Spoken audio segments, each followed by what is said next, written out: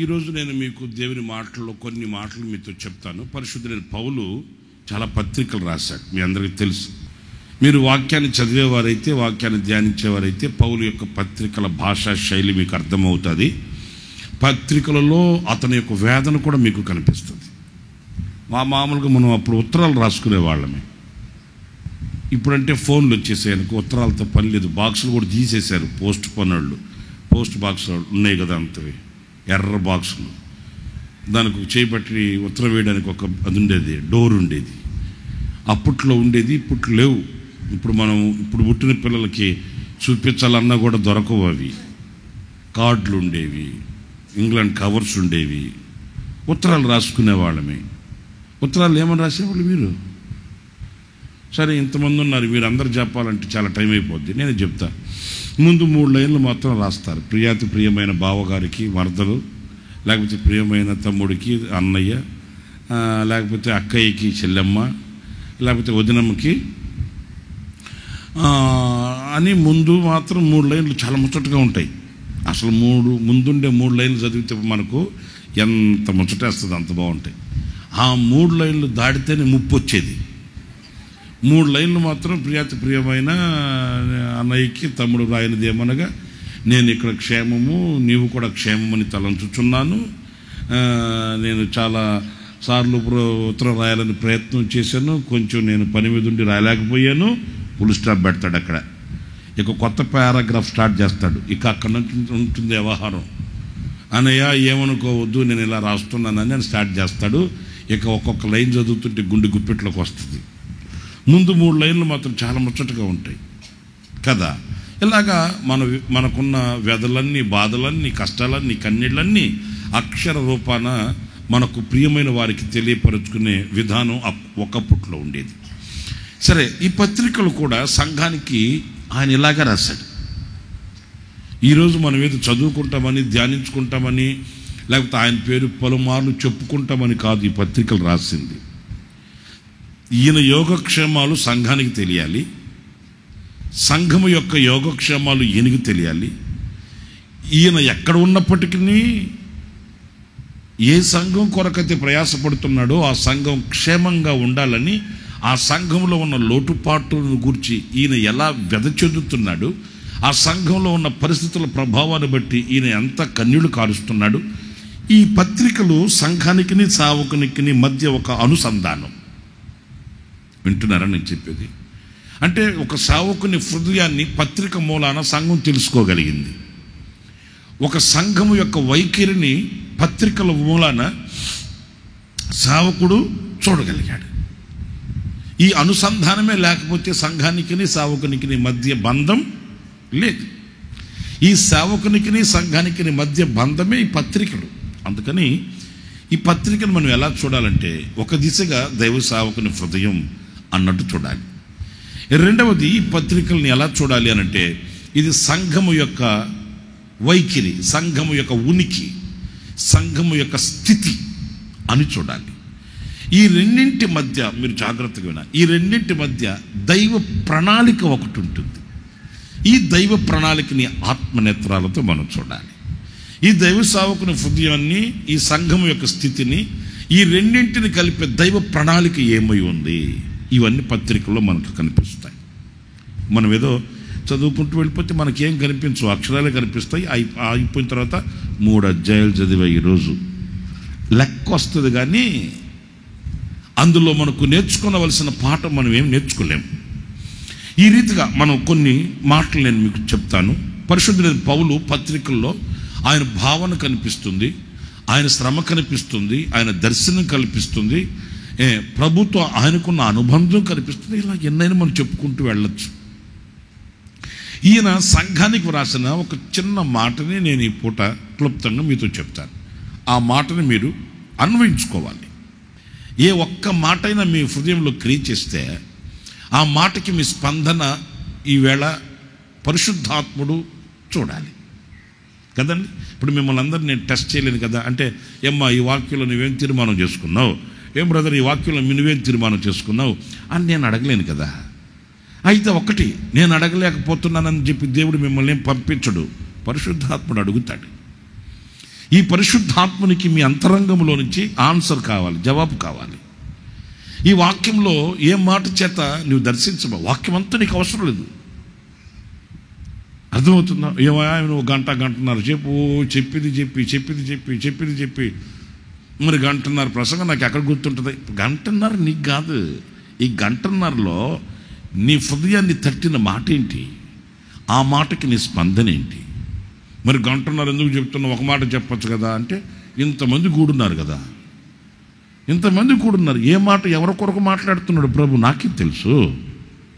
ప్రసంగం అంతా నీ కొరకు కాదు, సందేశం అంతా నీ కొరకు కాదు. ఎవరికి ఏ మాటో, ఎవరికి ఏ సందేశమో, ఎవరికి ఏ స్పందనో, ఎవరి కొరకు ఏ మాట చెప్తున్నాడో నాకేం తెలుసు? నాకు తెలియదు కదా. నీ దరి చేరిన ఆ ఒక్క మాటకి నీ దగ్గర స్పందన ఏంటి? చాలాసార్లు చెప్తుంటాను. ఒక తల్లి బిడ్డను కూర్చోబెట్టుకుని బోర్ను గంట సేపు పెట్టి చెప్పుకుంది, నాన్నకేమో వయసు వచ్చేసింది, ఆరోగ్యం సరిలేదు, కష్టపడలేకపోతున్నాడు, అప్పట్లా పని చేయలేకపోతున్నాడు, నీవేమో పట్టించుకోకుండా ఇల్లు వాకిలు విడిచిపెట్టి తిరుగుతున్నావు, ఇల్లేట గడుస్తుంది, నేనేం చేయాలరా అని ఓ తల్లి గుండెల్లో ఉన్న వేదనంతా బిడ్డకి గంట సేపు చెప్పుకుంది. ఆ గంట సేపు వాడు విని, ఆ గంట సేపు అయిపోయిన తర్వాత ఏ మాట మంతి లేకుండా లేచి వాడు వెళ్ళిపోతున్నాడు అనుకో, ఆ తల్లికి ఎట్లుంటుంది? మీరు కూడా తల్లిదండ్రులు, పిల్లలు కలిగిన వాళ్ళే కదా, మీరు చెప్పండి. గంట సేపు ఆ తల్లి వేదనంతా చెప్పుకున్న తర్వాత వాడు ఏం పట్టినట్టు లేచి వెళ్ళిపోతా ఉన్నాడు, మాట కూడా చెప్పకుండా వెళ్ళిపోతున్నాడు అనుకో, మీకు ఎలా ఉంటుంది? జీవితం మీద విరక్తి కలుగుతుంది. నాకు తెలుసు కదా. అరే, ఇంత ఏడ్చిన తర్వాత, ఇంత బాధ చెప్పుకున్న తర్వాత కూడా వీడు స్పందించకపోతే ఎవరి కొరకు కష్టపడుతున్నట్టు, ఎవరి కొరకు శ్రమ పడుతున్నట్లు, ఎవరి కొరకు బ్రతుకుతున్నట్లు, అసలు అది బ్రతికేనా, ఈ బ్రతకాలనా అనే విరక్తి తప్పనిసరిగా మనకు కలుగుతుంది. నేను అంటాను, ఒక తల్లి తమ బిడ్డ స్పందించకపోతే అంత విరక్తి చెందితే, నువ్వు ఎన్నిసార్లు పరిశుద్ధాత్మని మాట విని స్పందించకుండా లేచి వెళ్ళిపోయావు? కనుక నా ప్రియమైన సహోదరులారా, పరిశుద్ధాత్ముని వేదనకి మనం విలువ కట్టాలి. అదే లేకపోతే మీరు ఆలోచించండి, ఎన్నిసార్లు వాక్యం విని స్పందించకుండా కొంతమంది, నేను చాలాసార్లు చెప్తుంటా, ఏమో కండక్టర్కి కదా కలెక్టర్ పోస్ట్ వస్తే వెళ్ళిపోతాడే, అమ్మో అవకాశం ఇంకోరు కొట్టేస్తారేమోనని. అంతే, వాక్యం వింటారండి, పుస్తకం మార్తేస్తారండి, బైబిల్కి జిప్పేస్తారండి, సంకలో పెట్టుకుంటారండి, అడ్రస్ లేకుండా ఆటో ఎక్కి మెడ్రస్కి వెళ్ళిపోతారండి. ఇంకెక్కడ కనబడరు వాళ్ళు ఎందుకు వచ్చారో మనకు తెలియదు. నేను కాదు అడిగేది, పరిశుద్ధాత్ముడు నిన్ను గనక అడిగితే, ఈ రోజును నా సన్నిధిలో నీవు ఏం నేర్చుకున్నావు, ఏమని నాతో తీర్మానం చేస్తావు అని అడిగితే దానికి సమాధానం ఉండదండి. ఏదో యాంత్రికంగా, ఆర్టిఫిషియల్గా రావడం, కూర్చోవడం, 4 పాటలు 3 మాటలు పితాపుత్ర పవిత్రాత్మ నామమున గుర్తేసుకుని వెళ్ళిపోవడమే, అందులో ఏముండదు. నా స్పందన చెప్తున్నానండి. నేను వాక్యం చదివిన, వాక్యం దైవజనులు చెప్పేటప్పుడు కూడా నేను ఎటు వెళ్ళను. నేను నేర్చుకున్న పద్ధతి, నేను పరిశుద్ధుల దగ్గర, నా ఆత్మీయ తండ్రి దగ్గర నేను అలవర్చుకునే పద్ధతి. ఎక్కడికి వెళ్ళను, కూర్చొని వింటాను. వినడం మాత్రమే కాదు, వినేటప్పుడే ఈ మాట నాదే, ఈ మాట నాకే, దీనికి నేనేం చేయాలి, వెంటనే రెస్పాండ్ అవ్వాలి. ప్రభువా, నిజమే నాలో ఈ బలహీనత ఉంది, నీవు నాకు శక్తినిస్తే నేను ఇందులోంచి బయటపడతాను. ప్రభువా, నిజమే ఈ మాట నాదే, నాకు ఇందులో శక్తి కావాలి, ఇందులో మెలకువ కావాలి, ఇందులో నాకు జ్ఞానం కావాలి. వెంటనే రెస్పాండ్ అవ్వాలి. అప్పుడే ఆ వాక్యము యొక్క ఆశీర్వాదం వర్షం వల్ల నీ మీద కురుస్తుంది. అవునండి, ఏదో వచ్చాను, విన్నాను, వెళ్ళిపోతానంటే ఏమి ప్రయోజనం ఏం లేదు. నీ కష్టాలు తొలగవు, కన్నీళ్ళు తొలగవు, ఇబ్బందులు తొలగవు, నీకున్న స్థితి అలాగే స్థిరంగా ఉంటుంది, ఏమి మార్పు ఉండదు. ఎందుకు మార్పు ఉండదు? మీకు ఇంకొక చిన్న మాట కూడా చెప్తాను. ఒక కార్యం స్టార్ట్ అవ్వాలంటే గతం స్టాప్ అవ్వాలి. మరలా రిపీట్ చేయనా? ఏదైనా ఒకటి కొత్తది, ఒక ఆశీర్వాదం నీలో స్టార్ట్ అవ్వాలంటే గతం స్టాప్ అవ్వాలి. ఇది స్టాప్ అవ్వకుండా అది స్టార్ట్ అవ్వదు. అది స్టార్ట్ అవ్వలేదంటే ఇది స్టాప్ అవ్వలేదు. మీకు వ్యత్యాసం ఏమైనా అర్థమైందా? సరే, తెలుగులో మాట్లాడుకుందాం. స్టాప్లు స్టార్ట్లు ఎందుకు? ఇది ఆగితే కానీ అది ప్రారంభం కాదు. అది ప్రారంభం కాలేదంటే ఇది ఆగలేదు. ఇది ఆగాలంటే ఆగడానికి నీ స్పందన కావాలి, నీ అనుమతి కావాలి, నీ అంగీకారం కావాలి. దేవుడు ఎప్పుడు బలవంతాన్ని ఆపేసి దీన్ని ప్రారంభించడు, దీన్ని స్టాప్ చేసి దీన్ని స్టార్ట్ చేయడు. నీ అనుమతితో దీన్ని స్టాప్ చేస్తే అర్థమవుతుందా? దేవుని యొక్క ఆశీర్వాదంతో, దేవుని యొక్క కనికరం, కృపచేత ఇది స్టార్ట్ అవుద్ది. నువ్వు ఎన్నాళ్ళు దేవుని మందిరానికి వచ్చి దేవుని దీవెని పొందుకోలేని వ్యక్తిగా ఇక్కడ ఉంటే దేవుని మీద నెపం వేయకు, దేవుని మీద విషపు చూపులు చూడకు, దేవుని మీద సణుక్కోకు. ఎందుకంటే లోపం దేవునిది కాదు, లోపం ఎవరిది?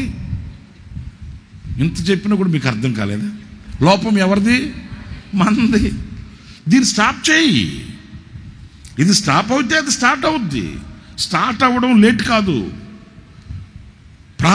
ప్రారంభించడం ఆలస్యం కాదు, అలక్ష్యం కాదు. ఆయన సిద్ధంగా ఉన్నాడు. ఇది స్టాప్ అవ్వట్లే, ఇది ఆగట్లేదంటే నువ్వు స్పందించట్లే. ఏదో కన్నీళ్లు కార్చడం అనేది ఒక అలవాటు కాదు. ఎందుకు కన్నీళ్లు కార్చవలసి వచ్చింది? ఎందుకు వ్యధ చెందవలసి వచ్చింది? ఇవి మనలో ఇంకను పొడచూపడానికి గల కారణం ఏంటని వివేకం మనకుంటే అవసరం లేదు. ఇంకా ఒక్క మాట చెప్తాను, మీరు బాధపడకండి, వివేచించండి. ఒక వ్యక్తిని మనం వెళ్ళి పడుకున్న వ్యక్తిని తట్టి లేపుతున్నాం, అతడు లేగలేదంటే అర్థం ఏంటి?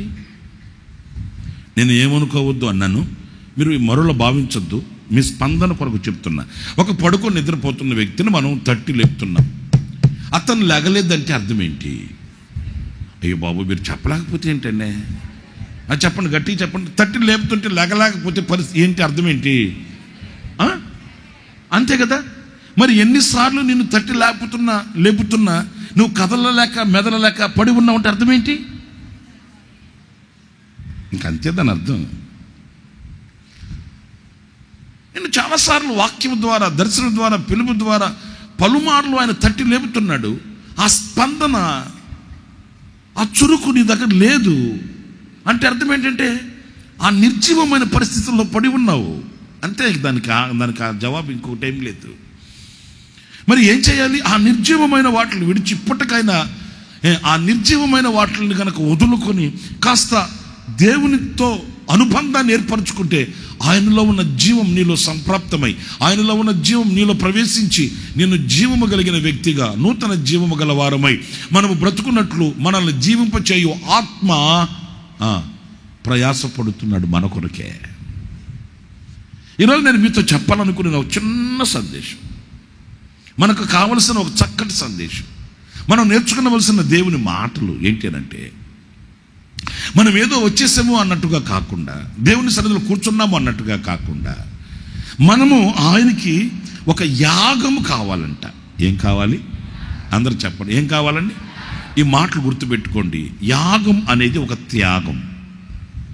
మనలో చెప్తాను, యాగం అనేది, మీరు మాట్లాడితేనే ముత్యాలు రాలిపోయేటట్టున్నా ఏంటి? మీరు మాట్లాడట్లేదేంటి? ఇంతమంది ఉండి యాగము ఒక త్యాగం. ఓకే, త్యాగం లేకుండా యాగం లేదు. పరిశుద్ధుడు పౌలు ఏమంటాడంటే, రోమా సంఘానికి రాస్తూ 12వ అధ్యాయం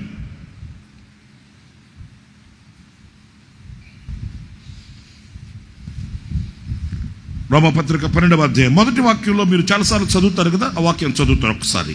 కాబట్టి సహోదరులారా, పరిశుద్ధమును దేవునికి అనుకూలమునునైన సజీవ యాగముగా మీ శరీరములను ఆయనకు సమర్పించుకొనుడని దేవుని వాత్సల్యమును బట్టి మిమ్మును బతిమాలుకొనుచున్నాను. చాలు, ఇక ఈ వాక్యం చాలండి. నేను చెప్పే మాటలు వింటే చాలు. ఇక్కడ ఒక 2 విషయాలను మనం ప్రత్యేకించుకోవాలి. ఒకటి, దేవునికి అనుకూలమైనది. 2, సజీవ యాగము. ఇక ఈ 2 మాటలని కాస్త మీరు మనసు పెట్టి జాగ్రత్తగా వినాలి. ఓకే, సరే. దేవునికి అనుకూలమైనది ఏంటి అనంటే, ఏదో మన మనులు మాణిక్యాలు తీసుకుని వచ్చి ఆయనకు అర్పించేసుకోవడం, లేకపోతే తల వెంట్రుకలు తీసుకుని వెళ్ళి ఆయనకి ఇచ్చేసుకోవడం, లేకపోతే ఇంకో చాలా ఉన్నాయిలేండి, ఆచార సంబంధంగా కొన్ని ఉన్నాయి, అవి ఆయనకు అర్పించేసి ఆయనకి ఇచ్చేస్తానని సంతృప్తి పడడం కానే కాదు. ఈ సంఘానికి పరిశుద్ధుడైన పౌలు రాస్తూ, దేవునికి అనుకూలమైనది అంటే, అనుకూలమైనది అంటే ఆయన నచ్చేది, ఆయన మెచ్చేది, ఆయనకి కావలసింది, ఆయనకి ఇవ్వవలసింది ఏంటి అనంటే, సజీవ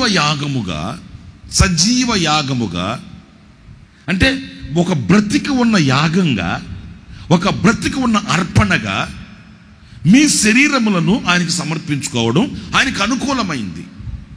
సజీవ యాగంగా నేను ముందే చెప్పా, ఒక వ్యక్తిని తట్టి లేపుతుంటే అతను లెగలేకపోతే అర్థం ఏంటంటే అతను చచ్చాడు. ఎర్రి కేకేస్తారు, చుట్టుపక్కల వాళ్ళంతా పోగవుతారు. 10 గంటలకల్లా పాదిరి గారు పెట్టి తెస్తాడు. 11 గంటలకల్లా పరదేశులము ప్రియులారా పాట పాడతారు. 12 గంటలకల్లా మట్టిలో పెట్టి మీద మట్టి పెట్టి అంతే కదా, సెలవు గుర్తేసి వచ్చి 9వ రోజు పండగ చేసుకుని ఆయన పేరు చెప్పుకొని బిర్యానీ చేసుకుని తింటారు. నవ్వుకుంటున్నారంటే అంతే కదా జరిగేది. సచ్చినోడు పేరు చెప్పుకొని ఇంటి ఇళ్ళపది మొత్తం పండగ చేసుకుంటారు. ఏమో అది కీడు అని చెబుతారు, అది ఎంత కీడు నాకు అర్థం కాల. మరి అలాంటి అర్పణ ఆయన కోరుకోవట్లే. నిర్జీవమైనది, కదలిక లేనిది, చలనం లేనిది, స్పందన లేనిది ఆయన ఆశించట్లే. ఎందుకంటే పాత నిబంధన కాలంలో ఒక అర్పణ ఎలా ఉండేది, ఒక హోమం, ఒక యాగం ఎలా ఉండేది, ఒక బలి అర్పణ ఎలా ఉండేది అని అంటే బలి పశువుని తీసుకుని వచ్చేవాళ్ళు. వింటున్నారా? ఏం తెచ్చేవాళ్ళు? బలి పశువుని. గోవల్లోదైతే గోవ, పావురాలదైతే పావురం, లేకపోతే కోడె సంబంధించిందైతే అలాంటిది ఏదైనా కూడా ఒక అర్పణ తెచ్చి దాన్ని ఏం చేసేవాళ్ళు? దానిని చంపి దాని మాంసాన్ని ముక్కలుగా నరికి దాని అంతరములన్నీ తీసివేసి బలిపీఠ మీద ఆ బలి పశువు యొక్క మాంసాన్ని పెట్టి దహించేవాళ్ళు. అది ఒక ఇంపైన హోమం, దేవునికి అనుకూలమైన హోమం, ఆయన ఆగ్రాణించు సువాసన అని వ్రాయబడి ఉంది పరిశుద్ధ గ్రంథంలో. ఎలాగా అర్పించేవాళ్ళు ఆ అర్పణ అంటే ఆ బలి పశువుని తీసుకొని వచ్చి దాన్ని ముక్కలుగా నరికి దాన్ని ఆ సచ్చిన నిర్జీవమైన, ఇప్పుడు ఆ సచ్చిన ఆ బలి పశువుకి కోరికలు ఉంటాయా చెప్పండి? ఆ సచ్చిన బలి పశువుకి ఆశ ఉంటుందా? ఆ సచ్చిన బలి పశువు క్షేమాన్ని కోరుతుందా? ఆ సచ్చిన బలి పశువు మాట్లాడుతుందా? మాట్లాడదు. దాని ఆశలన్నీ, దాని కోరికలన్నీ, దాని కదలికలన్నీ తమ క్షేమాన్ని తెలియపరచలేదు. దాన్ని చంపేసిన తర్వాత దానికి ఏం తెలుస్తుంది? బాధ తెలుస్తుందా? కష్టం తెలుస్తుందా? ఏం తెలియదు. ఇప్పుడు దాన్ని తీసుకుని వచ్చి దేవునికి ఒక ఇంపైన హోమముగా, ఆయనకు అనుకూలమైన అర్పణగా బలిపీఠం మీద పెట్టి బలి అర్పిస్తే అది ఆయనకి ఆగ్రహించు సువాసన. Once upon a time. ఇప్పుడు అలా కాదు. పరిశుద్ధుడైన పౌలు అంటాడు, మీరు సజీవ యాగం అంటే బ్రతికిన ఒక యాగం ఎట్లా ఉంటుంది అని అంటే అది చలిస్తుంది. ఎందుకంటే దాంట్లో ఆశలు ఉన్నాయి. ఫర్ ఎగ్జాంపుల్ చెప్తాను, ఉదాహరణకి నేనున్నాను,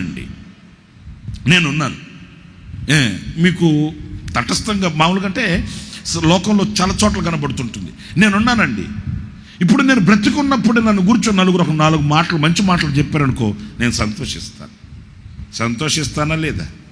నేను బ్రతికి ఉన్నప్పుడే 4 మాటలు నన్ను గురించి చెప్పారనుకో, రమేష్ పాస్టర్ గారండి పలానా ఇది అది 4 మాటలు, మంచి మాటలు చెప్పారనుకో, హ్యాపీ, నాకు సంతోషం. నేను సచ్చిన తర్వాత 10 మంది మంచి 10 మాటలు చెప్తే నాకు ప్రయోజనం ఏంటి? మీకు అర్థమైందా? ఇప్పుడు నేను బ్రతికున్నప్పుడు 4 మాటలు, మంచి మాటలు చెప్తే నాకు ఆనందం, రెండవది ప్రోత్సాహం, మూడవది ఉత్సాహంతో ఉప్పొంగిపోతాను, ప్రోత్సాహంతో పరిగెత్తేస్తాను. ఇంకా పడుకున్నారు, నిద్ర రాదు, తిన్నా వంట పట్టదు, ఇంకా అదే జ్ఞాపకాలు, మంచిదే, సంతోషం. ఇది బ్రతికున్నప్పుడు 4 మాటలు చెప్తే అది నాకు ఉత్సాహం, ప్రోత్సాహం, ఇంకా ప్రయోజనకరంగా ఉంటుంది. నేను చనిపోయిన తర్వాత 50 మంది వచ్చి నన్ను గురించి గంట పొగిడితే నాకు అర్థమవుతుందా? నాకు తెలుస్తుందా? నాకు దానివల్ల ప్రయోజనం ఉంటుందా? చెప్పండి. నేను వెళ్ళి కుదరదు కదా, అనవసరం కదా. ఇదే సబ్జెక్ట్ని మీరు, ఇదే మాటని, ఇదే అనుభవాన్ని కొంచెం స్పిరిచువల్గా అట్లా ట్రాన్స్ఫర్ చేయండి.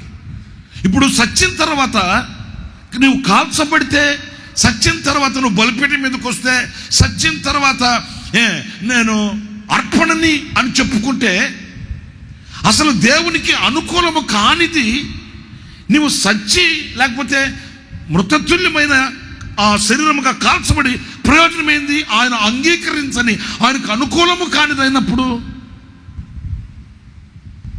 పరిశుద్ధుడైన పౌలు ఎంత తీక్షణంగా ఆలోచించాడంటే, అరే ఇప్పుడు బలి పశువు ఉంది, ఆ బలి పశువు అర్పణ అన్నప్పుడు దాన్ని చంపేశారు కదా.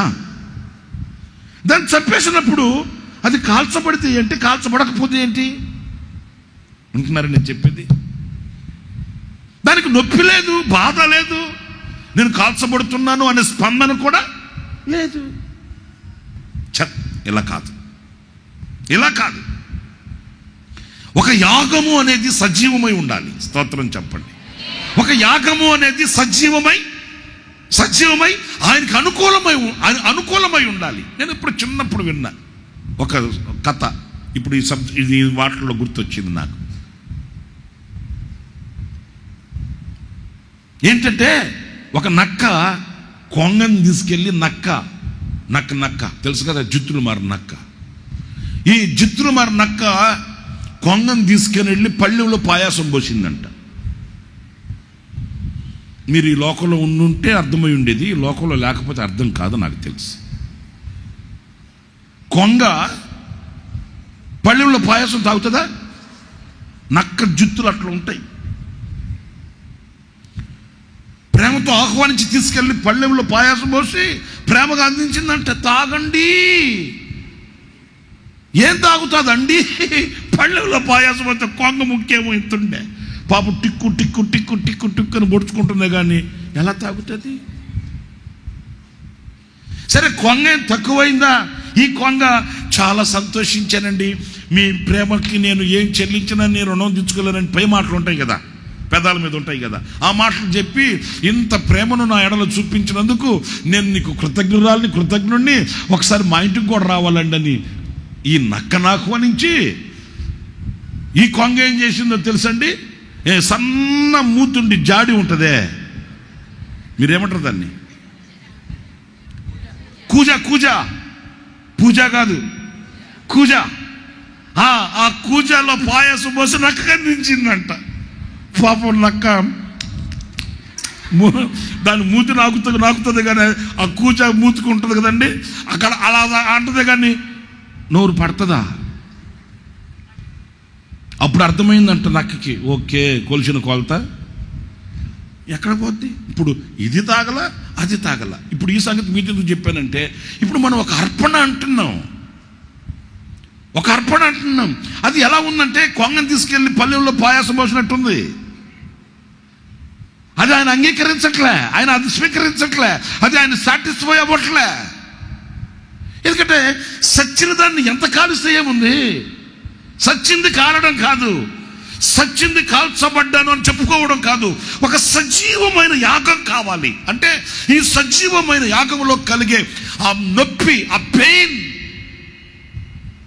వింటున్నారా నేను చెప్పేది? మీరంతా విశ్వాస సంబంధమైన దృష్టితో విశ్వాస పోరాటంలో నిలిచిన వ్యక్తులైతే మీకు ఈ మాట నా మాటగా కాకుండా ఎక్స్పీరియన్స్, అనుభవపూర్వకంగా మీకు అర్థమవుతుంది. కొన్ని సందర్భాల్లో మనకు హక్కులు ఉంటాయి. ఏం హక్కులు ఉంటాయి? ఎదిరించే హక్కు ఉంటుంది, మాట్లాడే హక్కు ఉంటుంది, మనం దాని గురించి ఆర్గ్యూ చేయగలిగిన అవకాశం ఉంటుంది. కానీ అవకాశం ఉండి ఒక కాలుచున్న వ్యక్తి వలె ఆ అవకాశాన్ని వదులుకొని, ఆ అవకాశాన్ని, అధికారాన్ని విడిచిపెట్టి నువ్వు మౌనంగా నిలిచిన స్థితి ఉంటుంది కదా, ఇది ఒక యాగం. ఇది ఒక యాగం అండి. ఏమయ్యా, నిన్ను తప్పించడానికి, శిక్షించడానికి నాకు అధికారం ఉంది బాబా, ఒక్క మాట మాట్లాడవయ్యా అంటే ఆయన అధికారాన్ని ఉపయోగించుకోలేదండి. ఒక మాట మాట్లాడితే ఆయనకి న్యాయం జరుగుతుంది, ఒక మాట మాట్లాడితే ఆయన తప్పింపబడతాడు. అయ్యా, నాకు సంబంధం లేని విషయం ఇది, వీళ్ళంతా ఇలాగ మాట్లాడుతున్నాను కానీ రుజువులు లేవు, దీనికి రుజువులు లేని దానికి నన్ను శిక్షించడం ఏంటి? అయినా నేను మాట్లాడింది ఇది, వీళ్ళు ఎలాగ దీనిని వల్లిస్తున్నారు, మళ్ళిస్తున్నారు, ఇది నాకు అన్యాయం జరుగుతుంది బాబా అని ఒక్క మాట మాట్లాడవయ్యా, ఇది ఒక యాగం. మీకు అర్థమైందా? ఏ యాగం చెప్పండి, మీకు అర్థమైంది చెప్పండి, నేనే మిమ్మల్ని తిట్టనులేండి. మీకు అర్థమైంది చెప్పండి, ఏ యాగం? అరే మన హక్కును ఉపయోగించుకోవడం కూడా తప్పు కాదు, కరెక్టే. కానీ ఒక యాగం. నువ్వు మేలు చేసి కీడు అనుభవిస్తున్నావే, అది ఒక యాగం. నువ్వు ప్రేమించి ద్వేషించబడుతున్నావే, అది ఒక యాగం. నువ్వు ఖర్చు పెట్టి కన్నీళ్లు పెడుతున్నావే, అది ఒక యాగం. అన్ని చేయగలిగి ఉండి చేతనయ్యుండి చేత కాని వాడి వలె చేతులు ముడుచుకొని ఉన్నావే, అది ఒక యాగం. మాట్లాడగలిగి, చలించగలిగి, శక్తిని కనపరచగలిగి ఏమి చేయలేని పరిస్థితులలో చేతులు ముడుచుకొని ఉన్నావే, అది ఒక యాగం. దీని కొరకే సంఘాన్ని బతిమాలుకుంటున్నాడంట. లోకం అంటదే, చేతగాని వాడు అన్నట్టున్నావు కదయ్యా. యా, చేతగాని వాడినే. ఎందుకంటే ఇది ఒక యాగం. సజీవ యాగం అంటే సజీవంగానే ఒక అర్పణగా నువ్వు కాల్చబడడం, ఒక అర్పణగా కాల్చబడడం అన్న చెప్తుంటే విన్నాను నేను.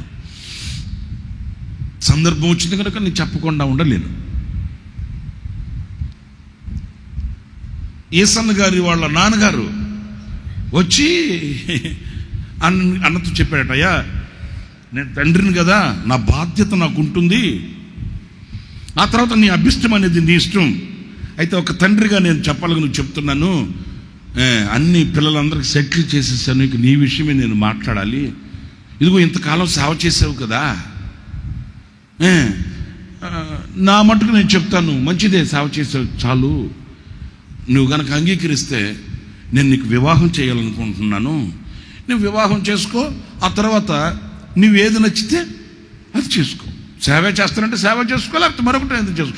నా బాధ్యత కనుక నేను ఫోర్స్ చేయట్లే, నేను తండ్రిని కనుక బాధ్యత కనుక చెప్తున్నాను. ఆ నీ తండ్రి బాధ్యతతో ఏసన్న గారు వాళ్ళ నాన్నగారు ఏసన్న గారితో అంటే అన్న చెప్తుంటే విన్నానండి. మరి నాకేం తెలుసేంటి. అప్పుడు అన్న చిరునవ్వు నవ్వి అన్నాడట, నానా ఇప్పటికే నేను బలిపీఠం మీద సగం గాలిపోయా. ఏది అన్న ఆఖరి దినాల్లో చెప్పిన మాటలు కాదు ఇవి. ఆ మొదటి దినాల్లోనే యెసన్న గారు చెప్పాడట, ఇప్పటికే నేను బలిపీఠం మీద సగం కాలిపోయా, ఇప్పుడు ఈ సగం కాలిపోయిన శరీరాన్ని తీసుకుని వెళ్ళి ఏం చేస్తావు నాన్న అన్నాడట. అప్పుడు అర్థమైంది వాళ్ళ నాన్నగారికి. అర్థమైంది, సరే నాయన నిన్ను అలా చేయాలని ఇలాగ ఉండాలని కాదు నేను చెప్పేది, ఒక తండ్రి కర్తవ్యం, ఒక తండ్రి బాధ్యత. ఓకే, నీ బాధ్యత నువ్వు చెప్పావు నాన్న, నా బాధ్యత నేను చెప్తున్నాను. నేను ఒక యాగం, నేను ఒక అర్పణ. ఎలాంటి అర్పణ? నొప్పి తెలియని అర్పణ కాదు ఇది, బాధ తెలియని అర్పణ కాదు ఇది. చంపి తునాతునకలుగా మాంసంగా చేసి బలిపీఠం మీద పెట్టి కారిస్తే ఇప్పుడైన హోమం అనేది కాదు ఇది. ఏ కష్టం నష్టం బాధ వ్యాధి కన్నీళ్లు ఏమీ లేకుండా సునాయసనంగా శుద్ధిమెత్తగా బ్రతికే బ్రతుకు కాదు ఇది. మన దగ్గర మేలులు పొందిన వాళ్ళే మన మీద మణిమెత్తుతారు. అర్థమవుతుందా? మన మోచేతి కింద నీడు తాగిన వాడే మన మీద కత్తి పెడతాడు. ఉపకారాన్ని పొందిన వాడే అపకారం చేయడానికి పూనుకుంటాడు. ఆనాడు ఒక యాగం అనే అర్పణగా మనం లేకపోతే అది దేవునికి అనుకూలమైనది కాదు అనేది పరిశుద్ధుడైన పౌలు చెప్తున్నాడు. ఈ మాట అంటున్నారా? మీకు ఇంకా హృదయ స్పందన కొరకు మాట చెప్తా. ఒక కొడుకు నా మనసును ఎప్పుడు తొలిచేస్తుంటుందండి. తల్లిని మారం చేసి లాలన చేసి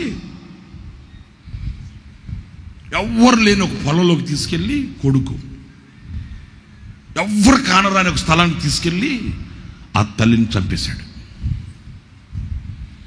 కన్న తల్లిని చంపేసి ఆమె గుండెను పట్టుకొని పరిగెత్తుతున్నాడు రాక్షసుడు.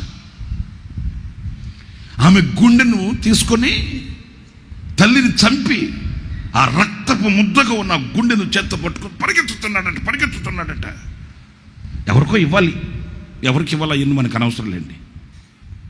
తల్లి గుండెని, ఆ రక్తపు ముద్దగా ఉన్న గుండెని పట్టుకుని పరిగెత్తుతూ హడావుల్లో ఒక చిన్న రాయి తట్టుకొని బోర్లు పడ్డాడట. బోర్లు పడుతూ ఆనవాయితీగా అలవాటుగా ఎప్పుడైతే కాలుకు దెబ్బ తగిలిందో, రాయి తగిలిందో, అతడు కాలు జారిందో వెంటనే అమ్మా అంటూ బోర్లు పడ్డాడు. ఎప్పుడైతే అమ్మా అని బోర్లు పడ్డాడో రక్తపు ముద్దగా తన చేతిలో ఉన్న గుండె అంటుందంట, నాయనా దెబ్బ తగిలిందా?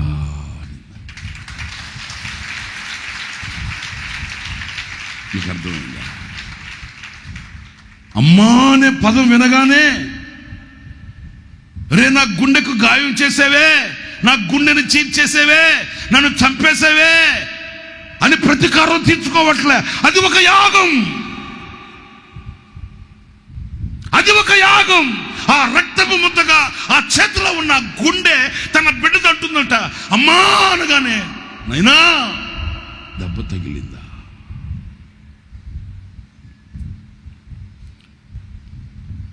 నాకు ఇది నా మనసులో ఉంటే ఈ మనసుకే మాటలు పెట్టింది. తల్లడిల్లే తల్లి కన్నా మించి ప్రేమించి తనువు తీరే వరకు నన్ను విడువలేనంది. అది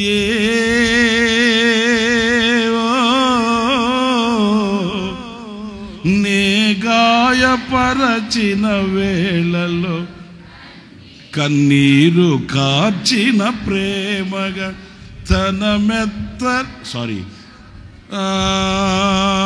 నులువెచ్చనైనా వడికి చేర్చి ఆదరించిన ప్రేమయ, నీ గుండెలో నన్ను చేర్చిన మధురమైన ప్రేమయ కదా. తనకి హాని కలిగించాడే, బాధ కలిగించాడే, వేదన కలిగించాడే, రక్తం వలిగించాడే, నా గుండెను చంపేశాడే అనే బాధ లేదా తల్లికి? నా కన్నబిడ్డకి గాయం కలిగిందే, నా రక్తాన్ని పంచుకొని పుట్టిన నా కడుపులో రూపుదిద్దబడిన నా బిడ్డకి గాయం కలిగిందే అనే వేదన ఉందే. కానీ అంటే ఇది ఒక యాగం. సంఘాన్ని ఎలా పోల్చాడండి బాబాయ్? సంఘానికి ఏమి హితోపదేశం చేశాడండి?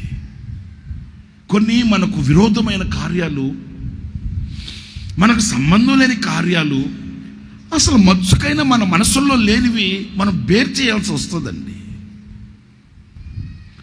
మనం అనుభవించవలసి వస్తుందండి.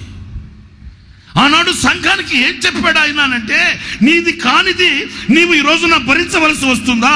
ఇది సజీవ యాగం, నీవు సజీవ యాగముగా ఆయనకు అనుకూలమైన అర్పణగా మార్చబడాలని నేను బతిమాలుకొనుచున్నాను. స్తోత్రం కలుగుగాక. ఇదిగో సంఘంగా మనం నేర్చుకోవలసింది ఏంటంటే, మనము ఒక సజీవ యాగం. ఏంటది? అందరు చెప్పండి, ఏంటది? సజీవ యాగం అంటే ఈ శరీరంతో ఉన్నప్పుడే పాత నిబంధన కాలంలో బలి పశువుని వధించి చంపి కాల్చేవాళ్ళు. కొత్త నిబంధన సంఘం అలా కాదు. కొత్త నిబంధన సంఘం అంటే బెంగళూరులో ఉండదు. కొత్త నిబంధన సంఘం అంటే మద్రాసులో ఉండదు. కొత్త నిబంధన సంఘం అంటే ఎవరు? మనమే. ఇంకొంచెం ఓన్ చేసుకోండి, నేనే. ఈ కొత్త నిబంధన సంఘం అలా కాదంట, బ్రతికి కాల్చబడాలంట. అది సచ్చి కాల్చబడింది. చెప్పండి, ఇది బ్రతికి ఎట్లా కాల్చబడడం అంటే సులువుగా ఉంటుందా, సునాయసనంగా ఉంటుందా, ఏసీ గదిలో ఉన్నట్టు ఉంటుందా? నా అదొక వేదన. ఏంటి ప్రభు నాకు ఈ వేదన, ఎందుకు భరించాలి ప్రభు నేను ఈ అవమానం? ఎవడు ప్రభు ఈడు, ఎవడు ప్రభు ఈమె? నో, నువ్వు కాల్చబడాలి. అది ఒక యాగం. నేను ఒక యాగం అన్నప్పుడు ఆ యాగంలో నీవు మౌనం వహించాలే కానీ ఎక్కడ సనగకూడదు. ఒక యాగం ఒకవేళ కుటుంబ పరంగా నువ్వు ఒక యాగంలో ఉన్నావా, వ్యక్తిగతంగా ఒక యాగంలో ఉన్నావా, సంఘపరంగా ఒక యాగంలో ఉన్నావా, సేవాపరంగా ఒక యాగంలో ఉన్నావా, ఆ యాగం సజీవమై ఉండేటట్లు కాచుకోవలసిన బాధ్యత మన మీద ఉంది. నన్ను చంపిన తర్వాత ఏం కాల్చబడితే ప్రయోజనం ఉందిరా బాబు? సజీవంగానే ఆయనకు అనుకూలమైన ఒక అర్పణగా నువ్వు కాల్చబడిన ఆ అర్పణగా ఉండాలని సంఘానికి ఒక హితోపదేశం. హల్లెలూయా. చాలాసార్లు మనం చెప్తుంటా, మనకు వినబడుతుంటాయి. ఒక్క మాట చెప్పన్నా, నువ్వు ఒక్క మాట చెప్పన్నా. నేను చెప్పకూడదు నాయన ఒక మాట అన్న. నువ్వు ఇంకో మాట కూడా చెప్పనా? నాకు తెలిసి అక్కడికి, మన ప్రేమ అక్కడికి తెలిసి ఉంటుంది. ఆ శారదా కాళ్ళ దగ్గర ఎక్కడో మందిరం పట్టుకు రోడ్డు మీద షామేన వేసి కుర్చీలు వేసి ఆరాధన కూర్చొని కోసం పెడుతుంటే ఆ పక్కన ఇంటి వాళ్ళు ఒకటే గొడవ అంట. మరి ఒక ఆమె ఎవరో ఉందంట, నాయన ఆకాశవాణి కొత్త బూతులు జరుగుతుంటుందంట ఆదివారం ఆమె ప్రకటన అది. ఇక ఎవరెవరు ఒక ఆయన ఏసన్న గారికి మీద బాగా మంచి ప్రేమ అంట, ఒక రౌడీగా ఉంటాడంట ఆ వీధిలో. ఆయన వచ్చి అన్నాడంట ఏసన్న గారిని, ఎవడేసన్నారాడా ఆ మనిషి అంతలా తిట్లు తిడుతుంటే మౌనంగా ఉండవేడా, ఒక్క మాట చెప్పు, కాళ్ళ వేసి తొక్కేస్తుందాన్నే.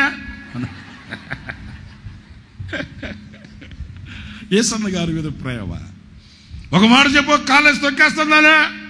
ఏమంటే కాళ్ళ వేసి తొక్కేసేవాడికి ఏసన్న గారు ఒక మాట చెప్పాలనా?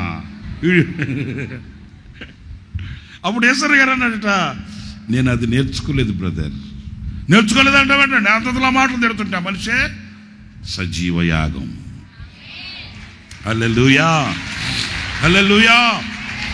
నేను పడాలా మాట పడాలి, నాకు తగలాల దెబ్బ, నేను కాల్చబడాలి, నేను మొత్తపడాలి, నేను పిండబడాలి. వింటున్నారండి? మరి ఏ దోషము ఎరుగని, ఏ పాపము ఎరుగని, ఎక్కడ దోషమే అనేది లేని పవిత్రుడు, పరిశుద్ధుడు, నిష్కళంకుడు అయిన యేసుక్రీస్తు ఆయన మన నిమిత్తం తమ శరీరాన్ని అప్పగించుకొని కాల్చబడ్డాడు కదా. అది ఒక యాగం. మరి ఆ యాగమే సంఘానికి లేకపోతే ఆ పెళ్లి కుమారుడికి పెళ్లి కుమార్తెగా ఎలా సిద్ధపరచబడగలుగుతుంది అన్నప్పుడు సంఘానికి దైవజనుడు ఈ మాట చాలా తీక్షణంగా చెప్పాడు. ఇప్పుడు నేను ఒక్కటి చెప్పా, ఇది ఒక సజీవ, చెప్పండి అందరు చెప్పండి, సజీవమైన, ఈ సజీవమైన యాగంలో నువ్వు మనం బ్రతికే కాల్చబడాలి. ఎవడికి నోటుకొచ్చింది ఆడు చెప్తా ఉంటాడు, ఎవడికి నోటుకొచ్చింది ఆడు మాట్లాడుతూ ఉంటాడు, ఎవడు ఏ రాయి వేయాలో అన్ని రాళ్ళు వేస్తుంటారు. మనం ఏం చేయాలంటే చెప్పండి, సజీవ యాగం, మాట్లాడకూడదు. మరి మాట్లాడకుండా ఏం చేయమంటావు అంటే రెండవ అనుభవం చెప్తా. ఇర్మియా గ్రంథం 33వ అధ్యాయం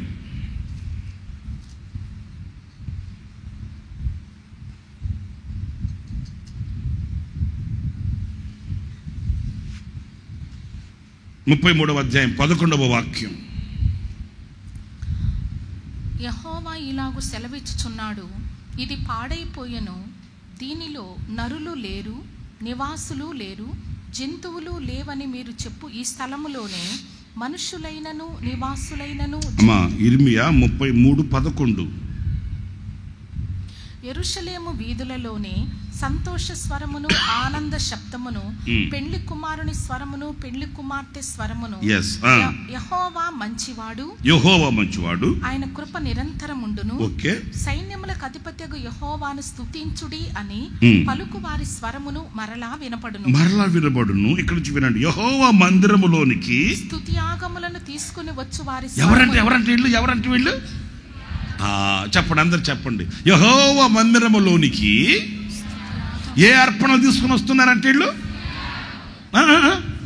స్తుతి యాగము. ఇది ఒక యాగం. మొదట చెప్పాను సజీవ యాగం.